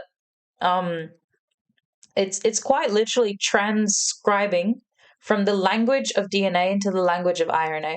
The reason why this is called transcription is because all of the bases are still the same. You're not creating a new language entirely. So now gene splicing occurs. This isn't an explicit part of protein synthesis, but it does happen, like it does feature in the synthesis. It's not in the synthesis, in the syllabus. Oh gosh, I'm getting my names twisted. So now we have this strand of pre-mRNA, right? Pre-mRNA has both introns, which are non-coding regions, and exons, which are coding regions. Ideally, when you want protein synthesis happening, you only want the exons to be considered because they're the only ones that are actually coding for a protein. Introns are things like telomeres, so the caps of the chromosomes, centromeres, the thing holding the chromosomes together, little bits of DNA for purely for function. And honestly speaking, half the time we don't know what introns are doing, we just know that they exist. So some of these are introns, which I'm just going to code in blue, like so. Gene splicing occurs where introns are cut out, and the what did I say? The mRNA is purified. There we go. So it produces, I'm going to go switch back to red now. We had 1, 2, no way I cut out that much. 3, 4. Okay, wait. Let's add a little bit more here. Like so. 1, 2, 3. This now becomes our mature mRNA. Now we get onto translation.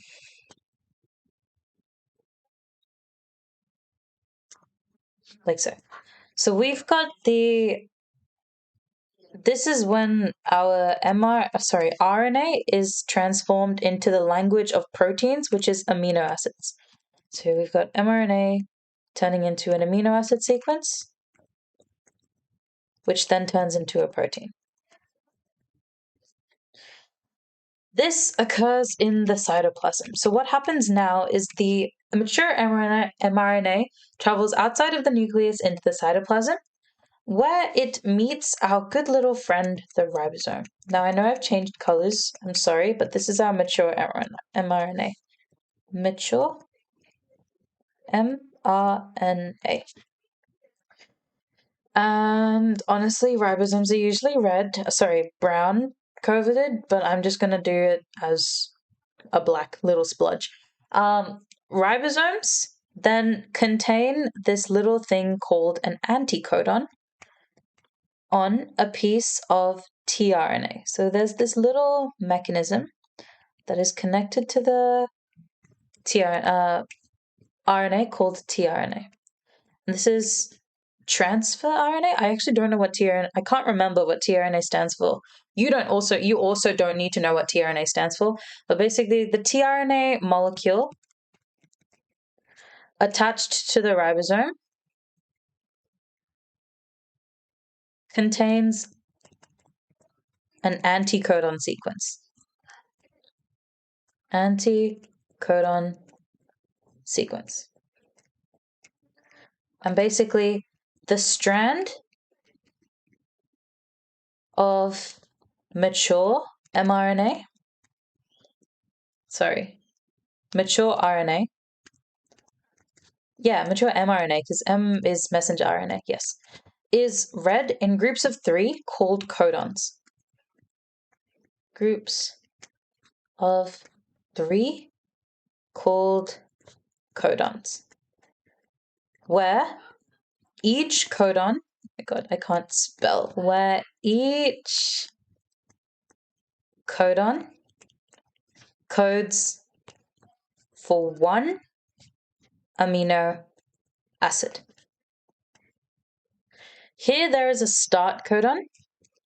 You do not need to memorize what that is. I believe it's like AUG or something like that. And the ribosome complex moves down, and basically this codon will be read. The tRNA goes, yes, that's this amino acid, and then produces it out here. Hold on. Like so.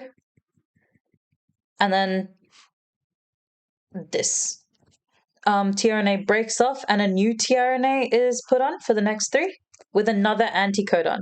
This tRNA then realizes that it's another amino acid and then produces another that joins the one before. So I'm not going to redraw the ribosome every time. Just imagine that the ribosome is floating around with this. Sorry, we started off with a green one.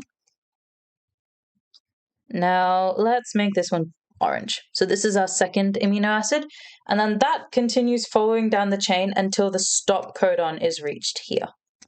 So once again, we've got the 1, 2, 3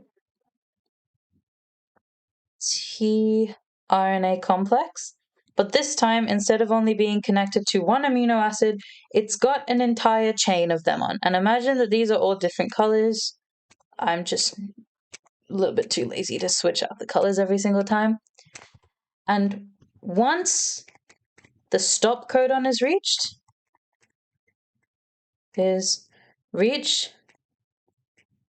the polypeptide chain, so the chain of amino acids that is formed, breaks off the ribosome tRNA complex and folds into a protein.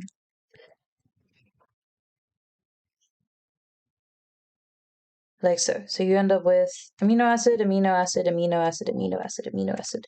Bump, bump, bump, bump. And it folds up into a 3D structure which looks like a little bit of a chicken nugget looking blob.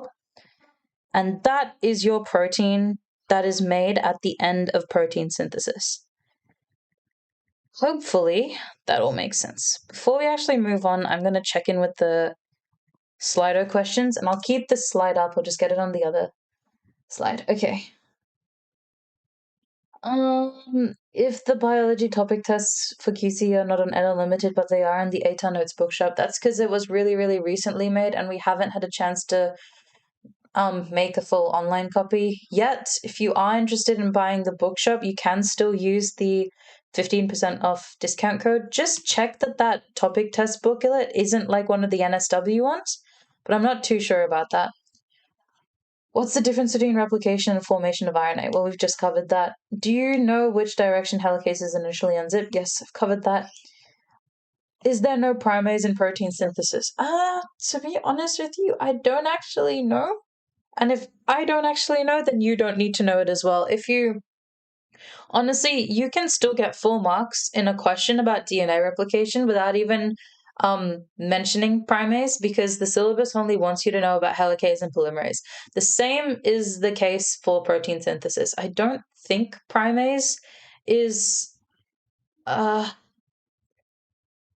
involved, or at least you don't need to know that primase is involved. What you need to know is what is on the screen right now. So hopefully that all makes sense. Still can't believe I remember this, honestly. But here we go. Yeah, if you've got any other questions about protein synthesis, please pop them in. But for now, we're going to start going through these. So, what type of bond holds complementary base pairs together? Okay, this is one that we actually talked about. This is good. It is not a physical bond. I actually don't know if that exists in general. Sugar bonds, no. It's also not none of the above. And it's hydrogen bonds. Remember, helicase breaks them in DNA replication. in DNA replication. Okay. So we've got an amino acid sequence for the following. If this is your original strand of DNA, find out what the protein is. Okay.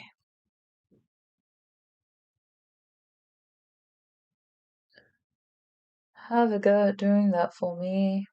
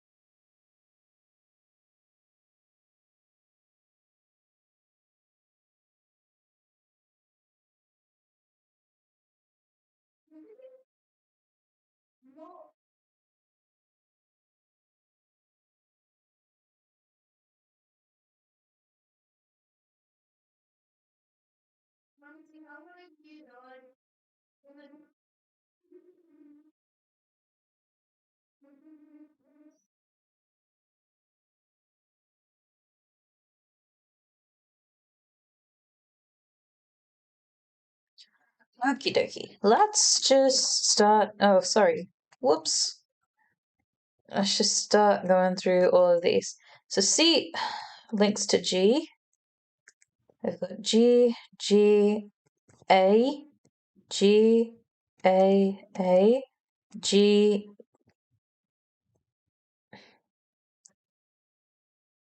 A, U, G, because adenine goes to uracil. U, G, U, G, C, C, U, C, C, C, A, U, G, C, G, A, U, A, G, A, U, A, C, U, A, U, G, U, G, C, C, A, C, G, C, U, A, G, G. Alrighty. Now we've got to find the protein. Now the synthesis can only be between a start and a stop codon. So our start codon is met. So that is AUG. We've got to wait until we get a met. So that is here. This is where our start starts. So we've got, well, that's a highlighter. Pen. I've got a met. UGU is cis. GCC, where is this? GCC is Ella. UCC is Sir. CAU is Lou here. GCG is Allah. AUA is ISO. And then AGA. Wait. ISO is UAA, AGA. ARG. And then UIC. Hold on. UAC is. Did I get this twisted? Hold on. This one is Ella, Serene, Lou, Ella, ISO, Q,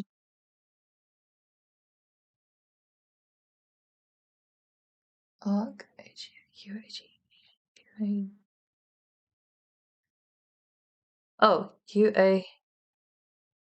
What? UAA is. Sorry, the answers say that it's stop after, and it's definitely not stop because it's not a UAG. I think what they've tried to say here is that this is supposed to be a C, this was supposed to be a G, and then there's stop after because it stops after arg. But yeah, if you continue doing it until you got to the very end, then that will be fine as well. Yeah, see? Arg. For some reason that there's a UAG here, which is just not correct. Yeah, these are also not correct, so what do you know? This is a genetics question. Okay, so Punnett square time.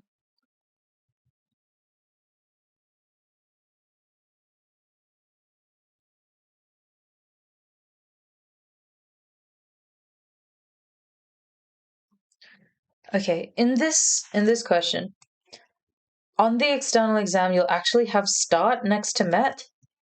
I just know that start is met because practice, honestly. Every time you've got a met amino acid, it's always going to be the starting codon. AUG is the starting codon. That's just something that I've come through with practice. On an external exam, that will be given to you the same way that UGA is the stop codon. That'll be given to you. The start codon is met.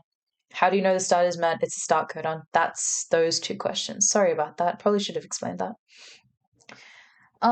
Can you explain why you substitute in the U instead of T for mRNA? So, there are differences in bases between RNA and DNA. DNA has A, T, G, C for adenine, thymine, guanine, cytosine. RNA does not have thymine. Instead, you've got adenine, uracil, guanine, and cytosine. It's just a difference in the structure between the nitrogenous bases in RNA and DNA. Does that, can I, yeah, I did that. Wait, did I just archive a question that I didn't answer? Nope, it was just there twice. Does the anticodon help read the three codons? What is the role in the process? Yes, it is a reader. For lack of better explanation, it's basically it latches on to the three strands from the mRNA, and then this is the anticodon, right? And it basically says, yes, to the ribosome. This is an AUG codon from the mRNA. Please produce a met amino acid so we can start the sequence. That's what the anticodon's role is. Do you need to convert the mRNA to the tRNA sequence? No. I see what you mean. Not in high school, yes, in uni. So, not for you guys. The working that I've done here is what you would need to do in an external exam question. I know what you're talking about, and it's the fact that like the anticodon is the flip of what the codon is. Don't get that into your head. You will get confused for grade 12. If you decide to pursue biology or biology related fields in university, you'll be encountering that. But for now, this is all you need to know.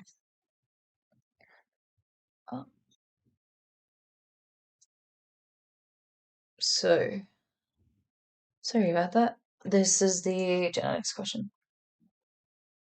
I don't know if we've got enough time to get into evolution because we did that little pit stop with translation and transcription, but we'll get through all of those later.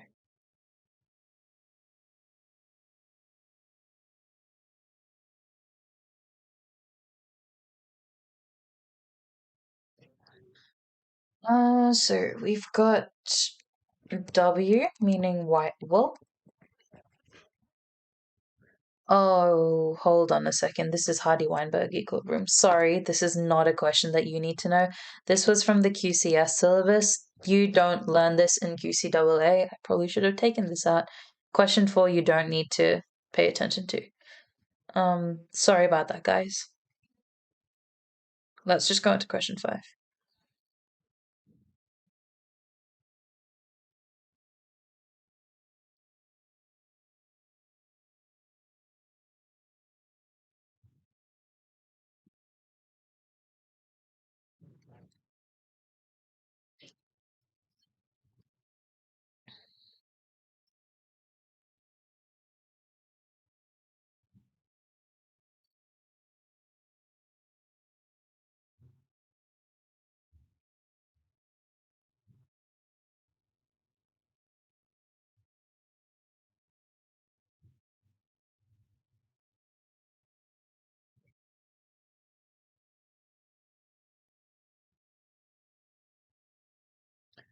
Okay, we've got a fire-breathing dragon, so that means that they would need to be double recessive, homozygous recessive, with a homozygous dominant dragon. So we've got R.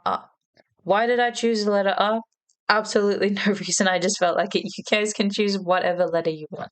So we've got a homozygous recessive crossed with a homozygous dominant. That's RR. Big R, little r, big R, little r, 4 times. So the genotype is 100% heterozygous dominant, or heterozygous. Honestly, if you say heterozygous, that's fine. The phenotype then would be 100% producing only smoke but no fire. Smoke producers.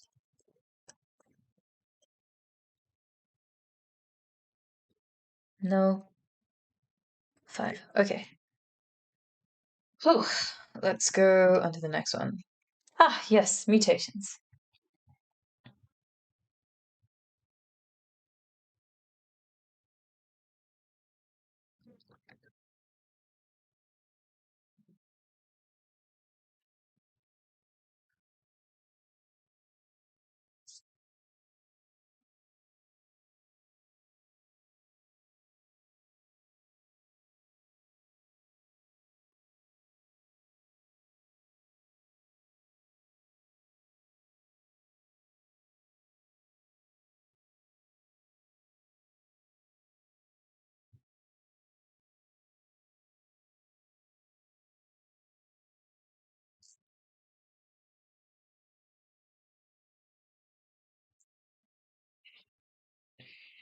I'd actually say that this is a 6-mark question if you want a bit of guidance. I would most likely appear in paper 2.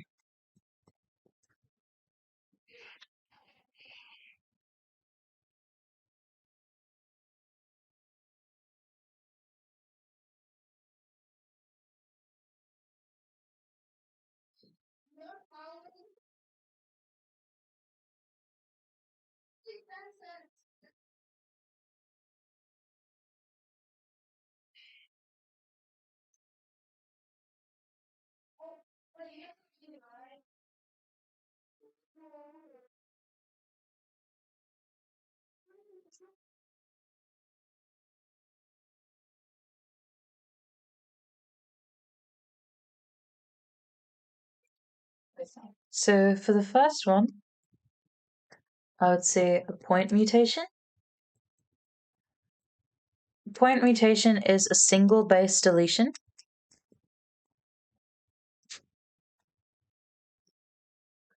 Sometimes they can change one particular amino acid in a protein. So the consequences of these mutations isn't very great.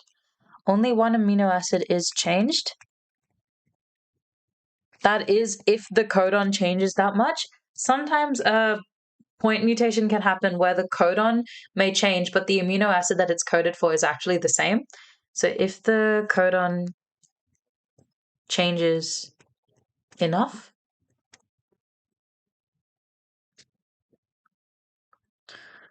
this doesn't have a very big impact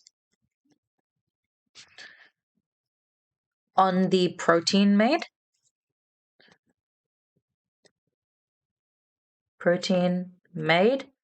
as all other amino acids are kept intact. Amino acids are kept intact.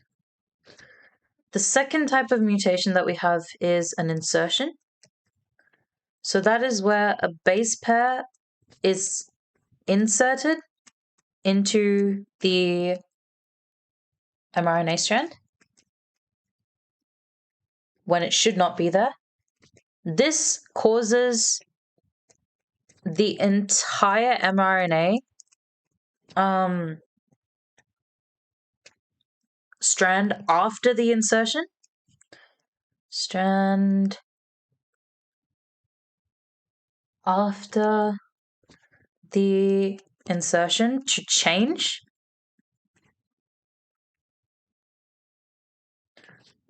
Potentially altering every amino acid that would be produced.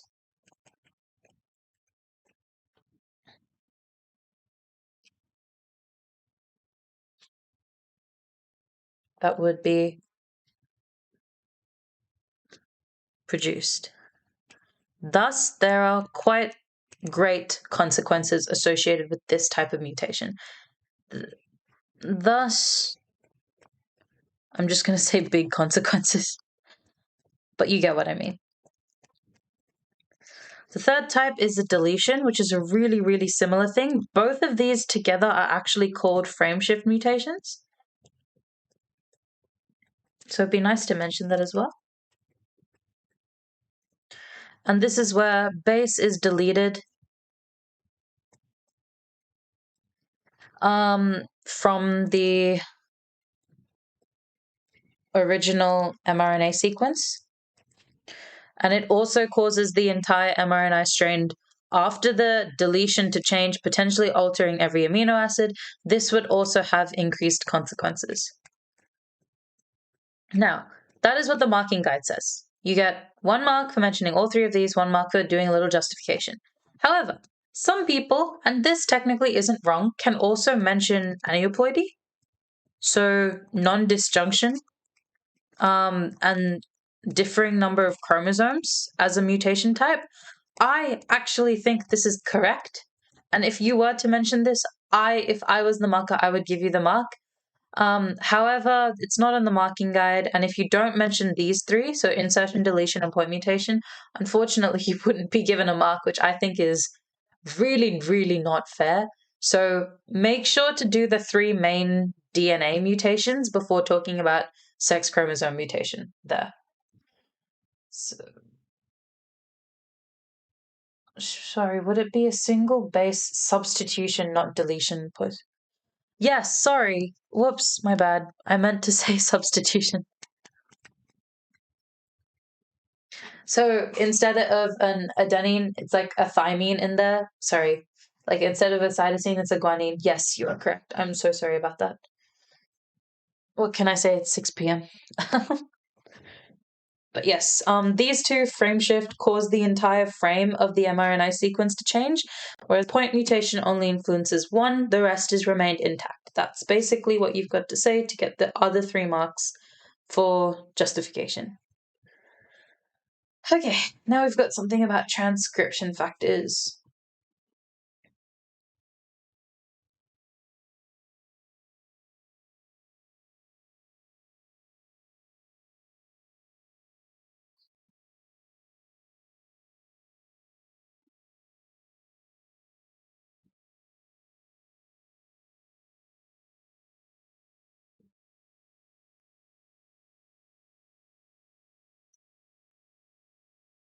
All right, so Hox genes are a very specific category of genes that are responsible for producing structural features or like body mechanisms for most organisms. And that gets you 1 mark. If you haven't looked at the Drosophila example, I think that's actually okay. Only a certain couple of textbooks look at it. But an example of a Hox gene is the antenna hold on, antennapedia gene expressed in Drosophila melanogaster. This is a fruit fly or like some fly of some type. And if this gene is expressed,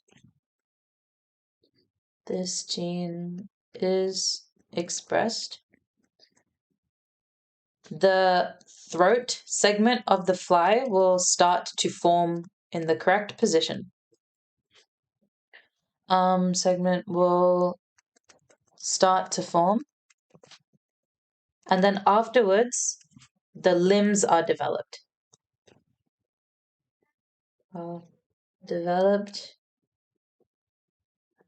out of the throat segment. Sorry, not the throat, thorax. Gosh, I can't read. The thorax segment will start to form, and the limbs are developed out of the thorax. If this gene is misexpressed, so either there's like a mutation from like a frameshift mutation or something goes wrong, the antenna that would typically form on the head, that would form on the head, actually end up growing as limbs. End up growing as limbs in the thorax.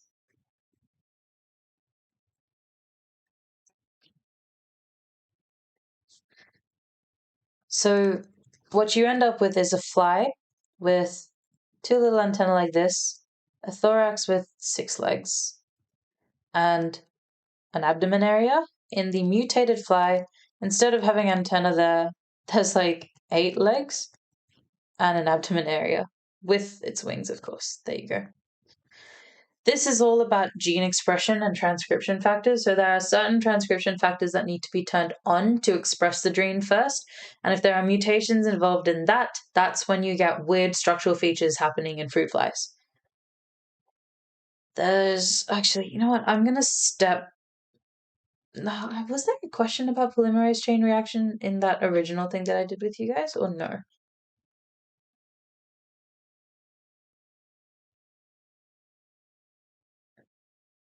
I can't quite remember.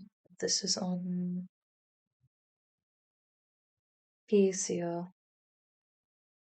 Yeah, okay. So because I still want to get through to the evolution part, the answer for this question is actually on this PowerPoint itself. I want to start on evolution because we've only got a couple of minutes left. We've got half an hour left, but there are still this is still a topic that I want to get through. So that's the first question that I've got for you guys.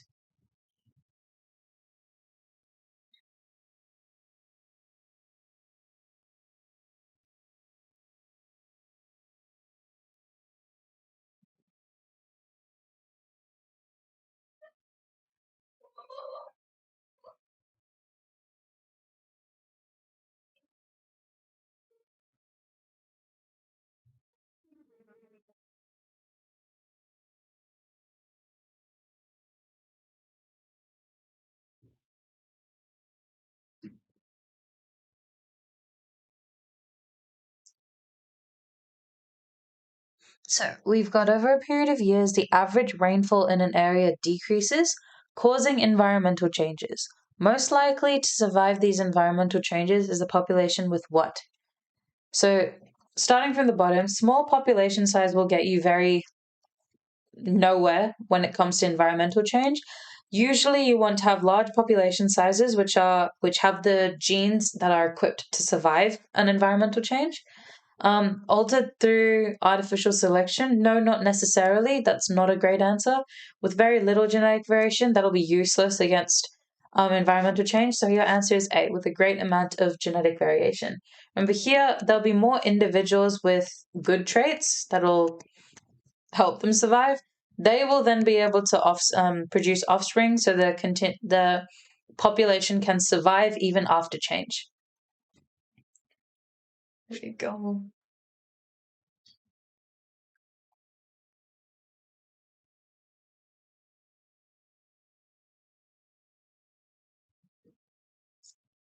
This one's another pretty easy one. If you're thinking of Darwin's theory of evolution, immediately you should be going to natural selection.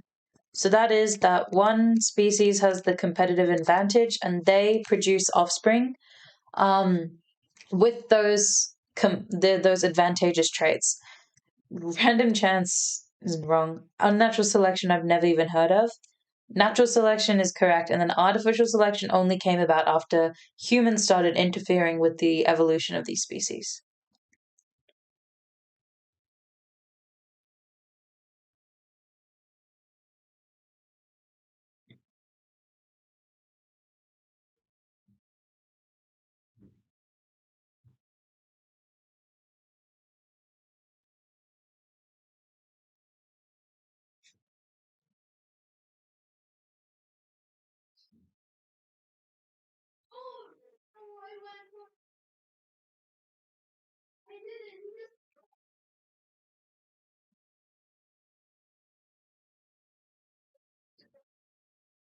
So, with this one, you have a fish that is making a protein that is helping with their evolution, keeps them from freezing.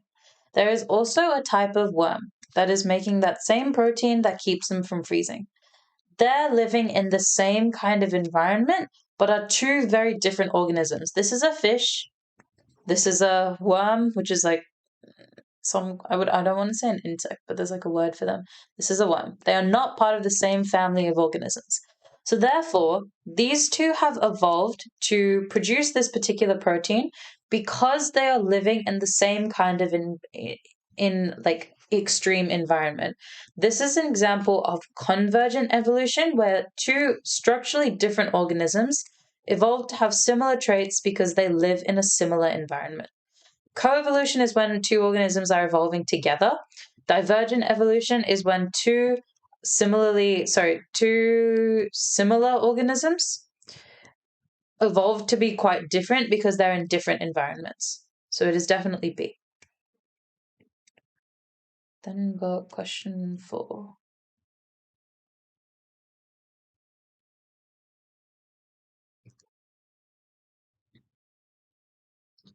So ants are always the correct size and weight needed to open the flowers of the peony plant. The plant provides food for the ant, and the ant fertilizes the peony's flowers. This is actually a good example of mutualism if you wanted one, if you didn't know one from the example that we were doing before. Now, here we've got two organisms that are in sort of a relationship together. They depend on each other's evolution. So if this one goes through a particular change and this one's dependent on it, the second organism will also go through a change to accommodate for the other organism. This is an example of coevolution where two organisms are evolving together. So the answer is C. We've got our final one. Oh, I wonder what it'll be. You've got ostriches. Let's see if I can draw an ostrich. It looked more like a chicken, but oh well. And then we've got penguins. Like so.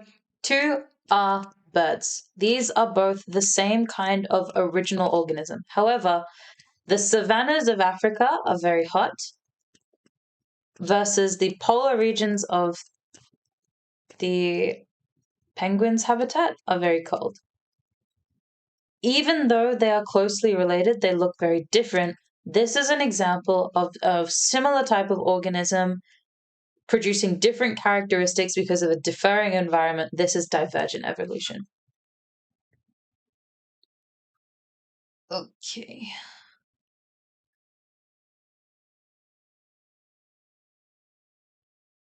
Let's say this is a 3-mark question.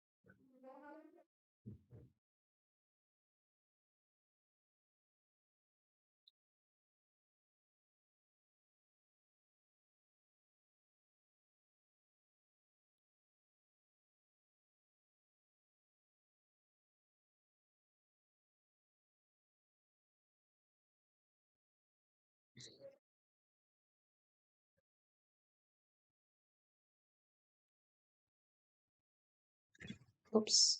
Screen.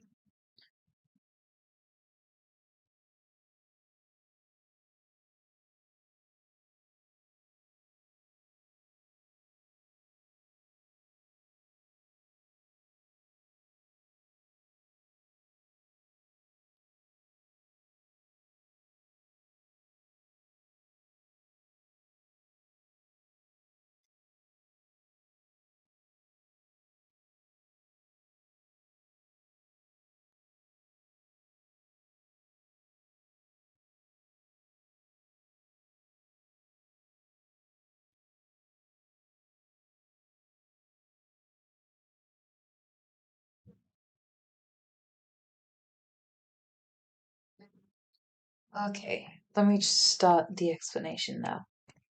Gene flow and genetic drift, even though they seem like they should be very similar, they're actually quite different. Gene flow is the movement of alleles between different populations. Different populations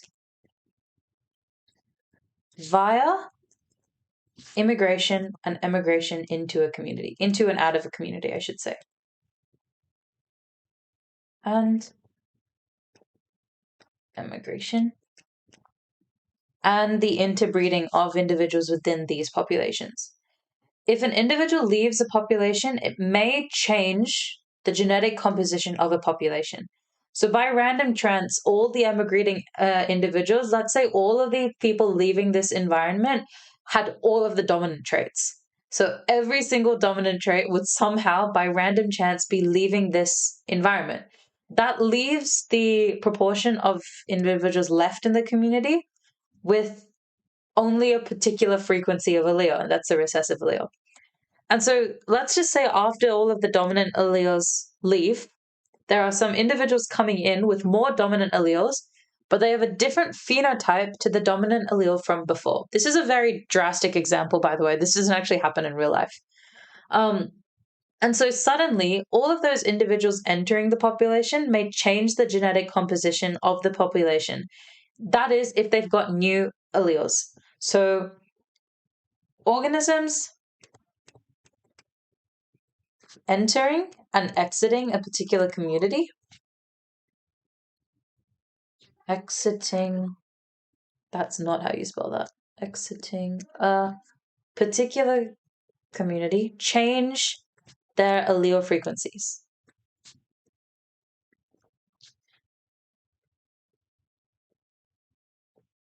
And over time, this can cause sudden changes to the phenotype and genotype ratios of a population. So this causes changes to the genotypic and phenotypic ratios of the population. Because you've got things moving in, things moving out that weren't there before originally. Gene flow has an increased effect on really small populations because there's already low genetic diversity and genetic stability to begin with. Genetic drift, however, is a little bit, low effect on large populations because it has better genetic diversity. And that's the final note.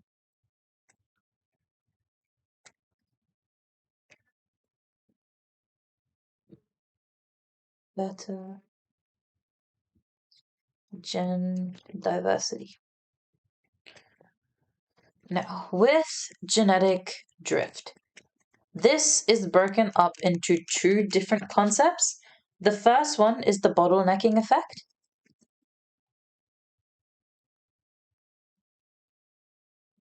And the second one is the founder effect. So the founder effect is the one that I'm going to talk about first. This is actually really similar to gene flow. So it's a similar concept with some slight differences to gene flow. But it's a proportion of this population. Proportion of population is separated from the main body. Separated / geographically isolated. That's another term that the QCEE loves. Isolated from the main body.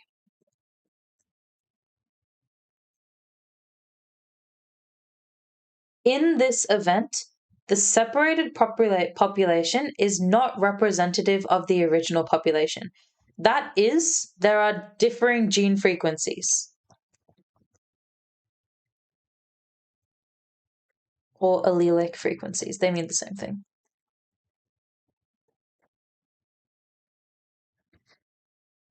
And it can result in, once the new population, so you've got a small one and a big one, once this new population starts interbreeding with each other and increases in size a little bit, the new population that is formed is actually genetically very different to the original.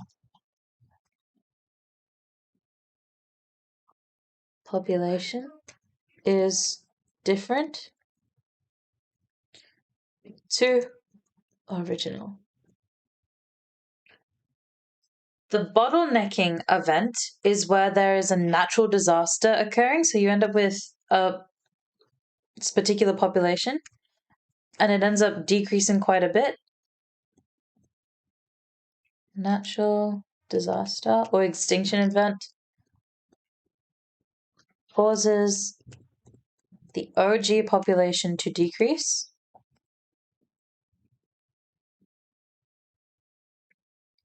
So this is our new population now, the little purple one. And the individuals that survive can either be two things. One, sometimes they can be representative of the original population, but that isn't usually the case. Usually there's 1 or 2 traits that guarantee someone's survival, and only like 20% of the population will have it. That's not a set in stone number. I'm just giving you an example. And so the surviving population has different allelic frequencies to the original. Surviving population has differing frequencies to the original.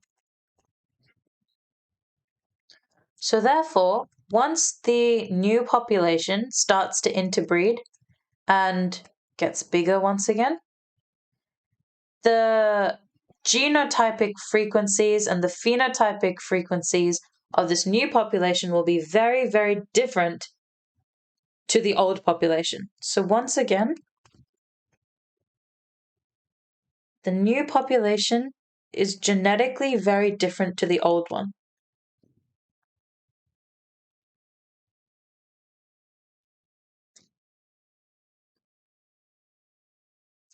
To the old one.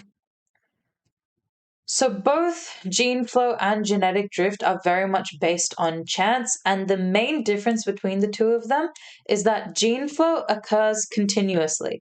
So it's not like these guys are isolated. This is continuous through migration into and out of a population. Genetic drift is through spontaneous events that causes populations to decrease in size, either by geographical isolation or by an extinction event that causes them all to be dying out. This is, how do I say this? This is spontaneous events that can't be reversed. Can't be reversed. So I think I saw a question about the bottlenecking effect in the original poll from today. Hopefully that's making a bit more sense now with that. But yeah, that's how you would answer that. I think you would get a mark for talking about gene flow, you would get a mark for talking about the bottlenecking effect, and 1 for talking about the founder effect and what it is. But yeah, that's how you would answer that question. Okay, I think this is our final one. Yes. So this is another one taken directly from the QCEE. This is an image that shows the changes in frequency of a particular gene in a species of bird leading to a speciation event. These changes have occurred over a period of successive time points 1, 2, and 3. A, B, C, and D are the niches. The arrows depict a gene flow from the niches, and the allelic frequency for the gene is shown as F. Draw a conclusion about the type of speciation that has occurred within this population. Explain your reasoning by referring to the information provided at each of the time points. There isn't enough time for me to give you guys a chance to go through this one. I'm sorry. So I'll just have to pop into the solution myself. But basically, you want to be looking and paying attention to the arrows here. Here, the arrow between C and D drops out. So that shows that there's stopping gene flow between C and D. Suddenly then, you've got the arrow between C and D and the arrow between B and D dropping out as well. So at time point 1, because you want all of the time points. That's another question here. How many marks is this? 6 marks. Okay, great. At time point 1, you've got almost equal gene flow between all 4 of the niches. Between 4 of the niches. And so there is moderately equal allelic frequency as well. They're all in the 0.8, 2, 3, 5, 1, similar. With similar allelic frequencies as well. So this indicates to you that A, B, C, and D are interbreeding quite commonly, are interbreeding quite often as well, because there's gene flow and similar allelic frequencies. Then the niche D, the niche D experiences no gene flow, between C and itself to C, which is also evidenced by the decrease in allelic frequency. This has gone down to a 0.1 now, which is evidenced by the decrease in allelic frequency of gene F, allelic frequency of F to 0.61 from 0.8. At time point 3, D now stops gene flow from B and D with a final allelic frequency of 0.48.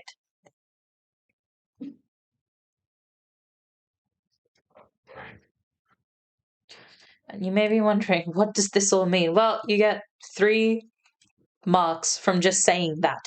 So you can even dodge the question completely and not even talk about speciation. Just talk about what's happened at the 3 time points and you get 3 marks for that already. With final allelic frequency of 0.48. So gene flow between A, B, and C is remaining constant, and they've also got more constant allelic frequencies. So this indicates to you that D is undergoing through some type of speciation. D isn't totally isolated, because totally isolated from A, B, and C, because D is still interbreeding with A, and A is interbreeding with B and C, so all of them are still somehow in the same area. However, there is an element of population isolation because of D's lack of interbreeding between B and C. There is an element of population isolation. Population isolation.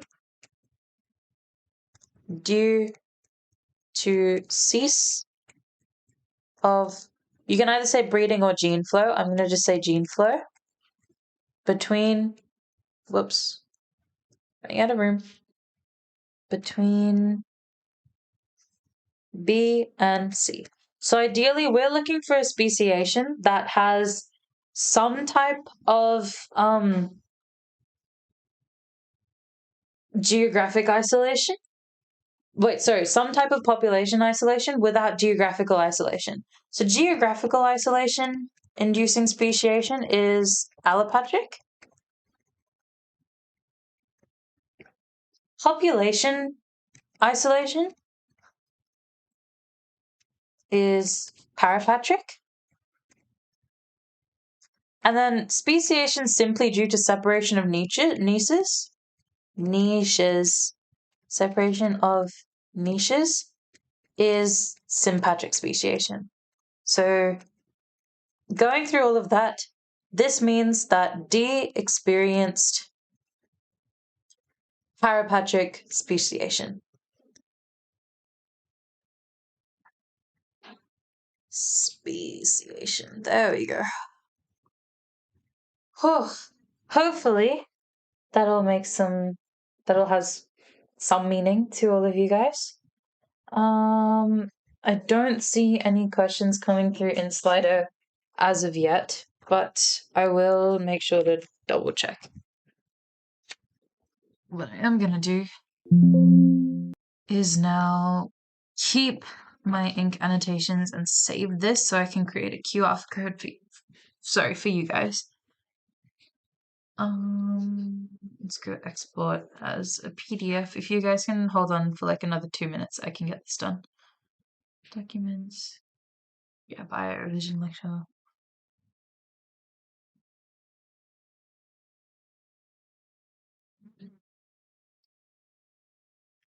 Let's see, how is Slido faring? Oh, yeah, okay, gosh. Okay, I've got a couple of questions about transcription factors that I'll just go through very, very quickly. I'm going to do a PDF.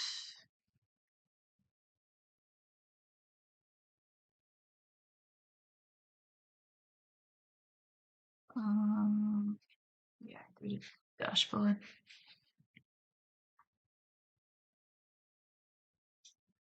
Turn this back on. There we go.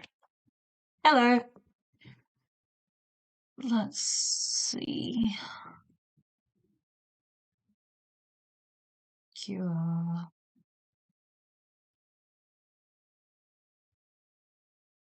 I want to do a PDF. Next.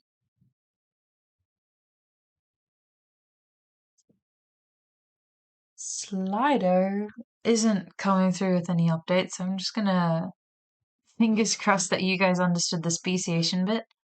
Let me see. Here we go.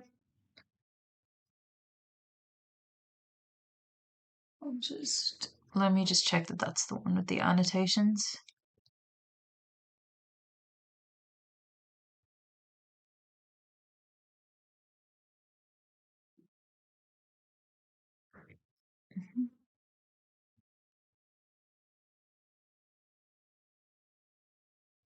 Oh wait, no, I want a QR code.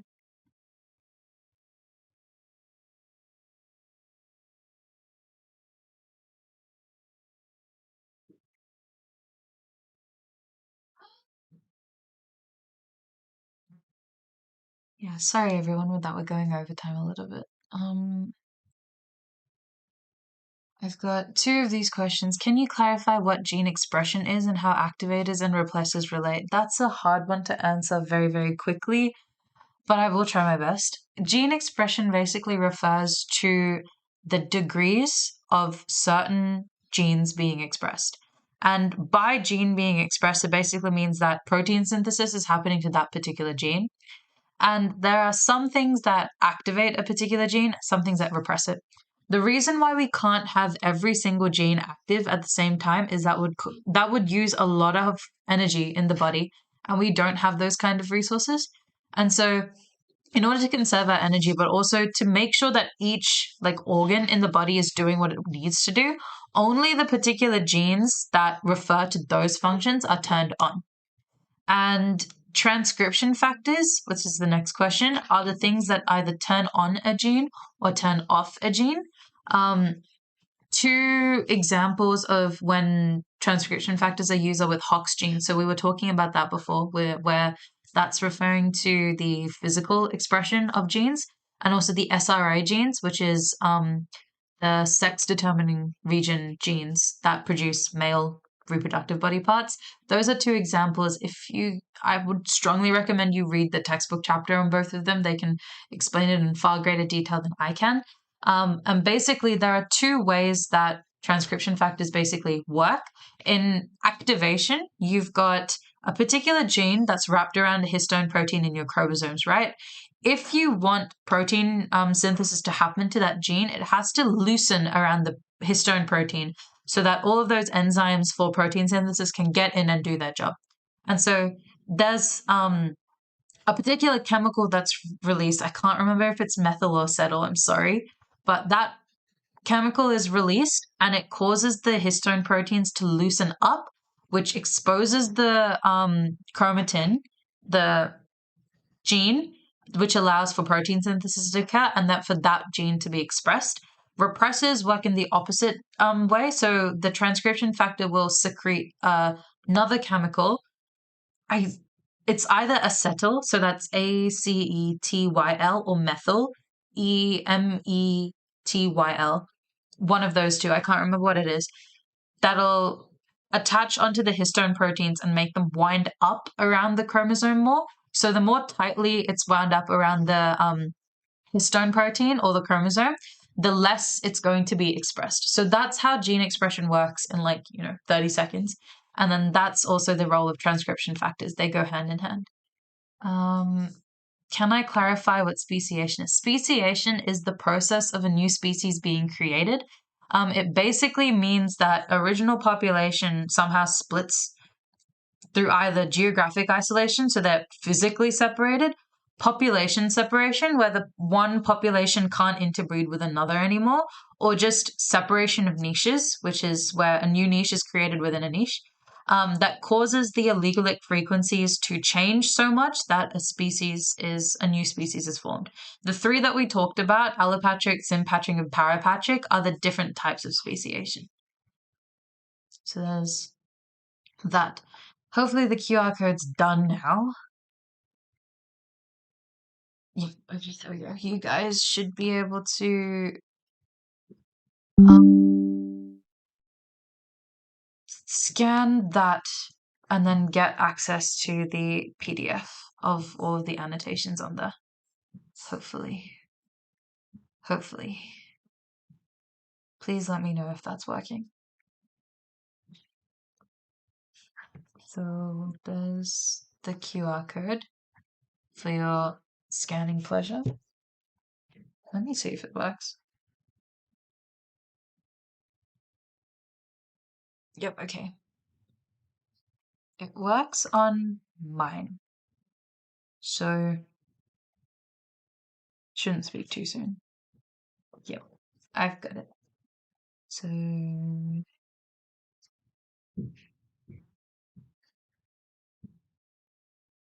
you should be able to get access into those.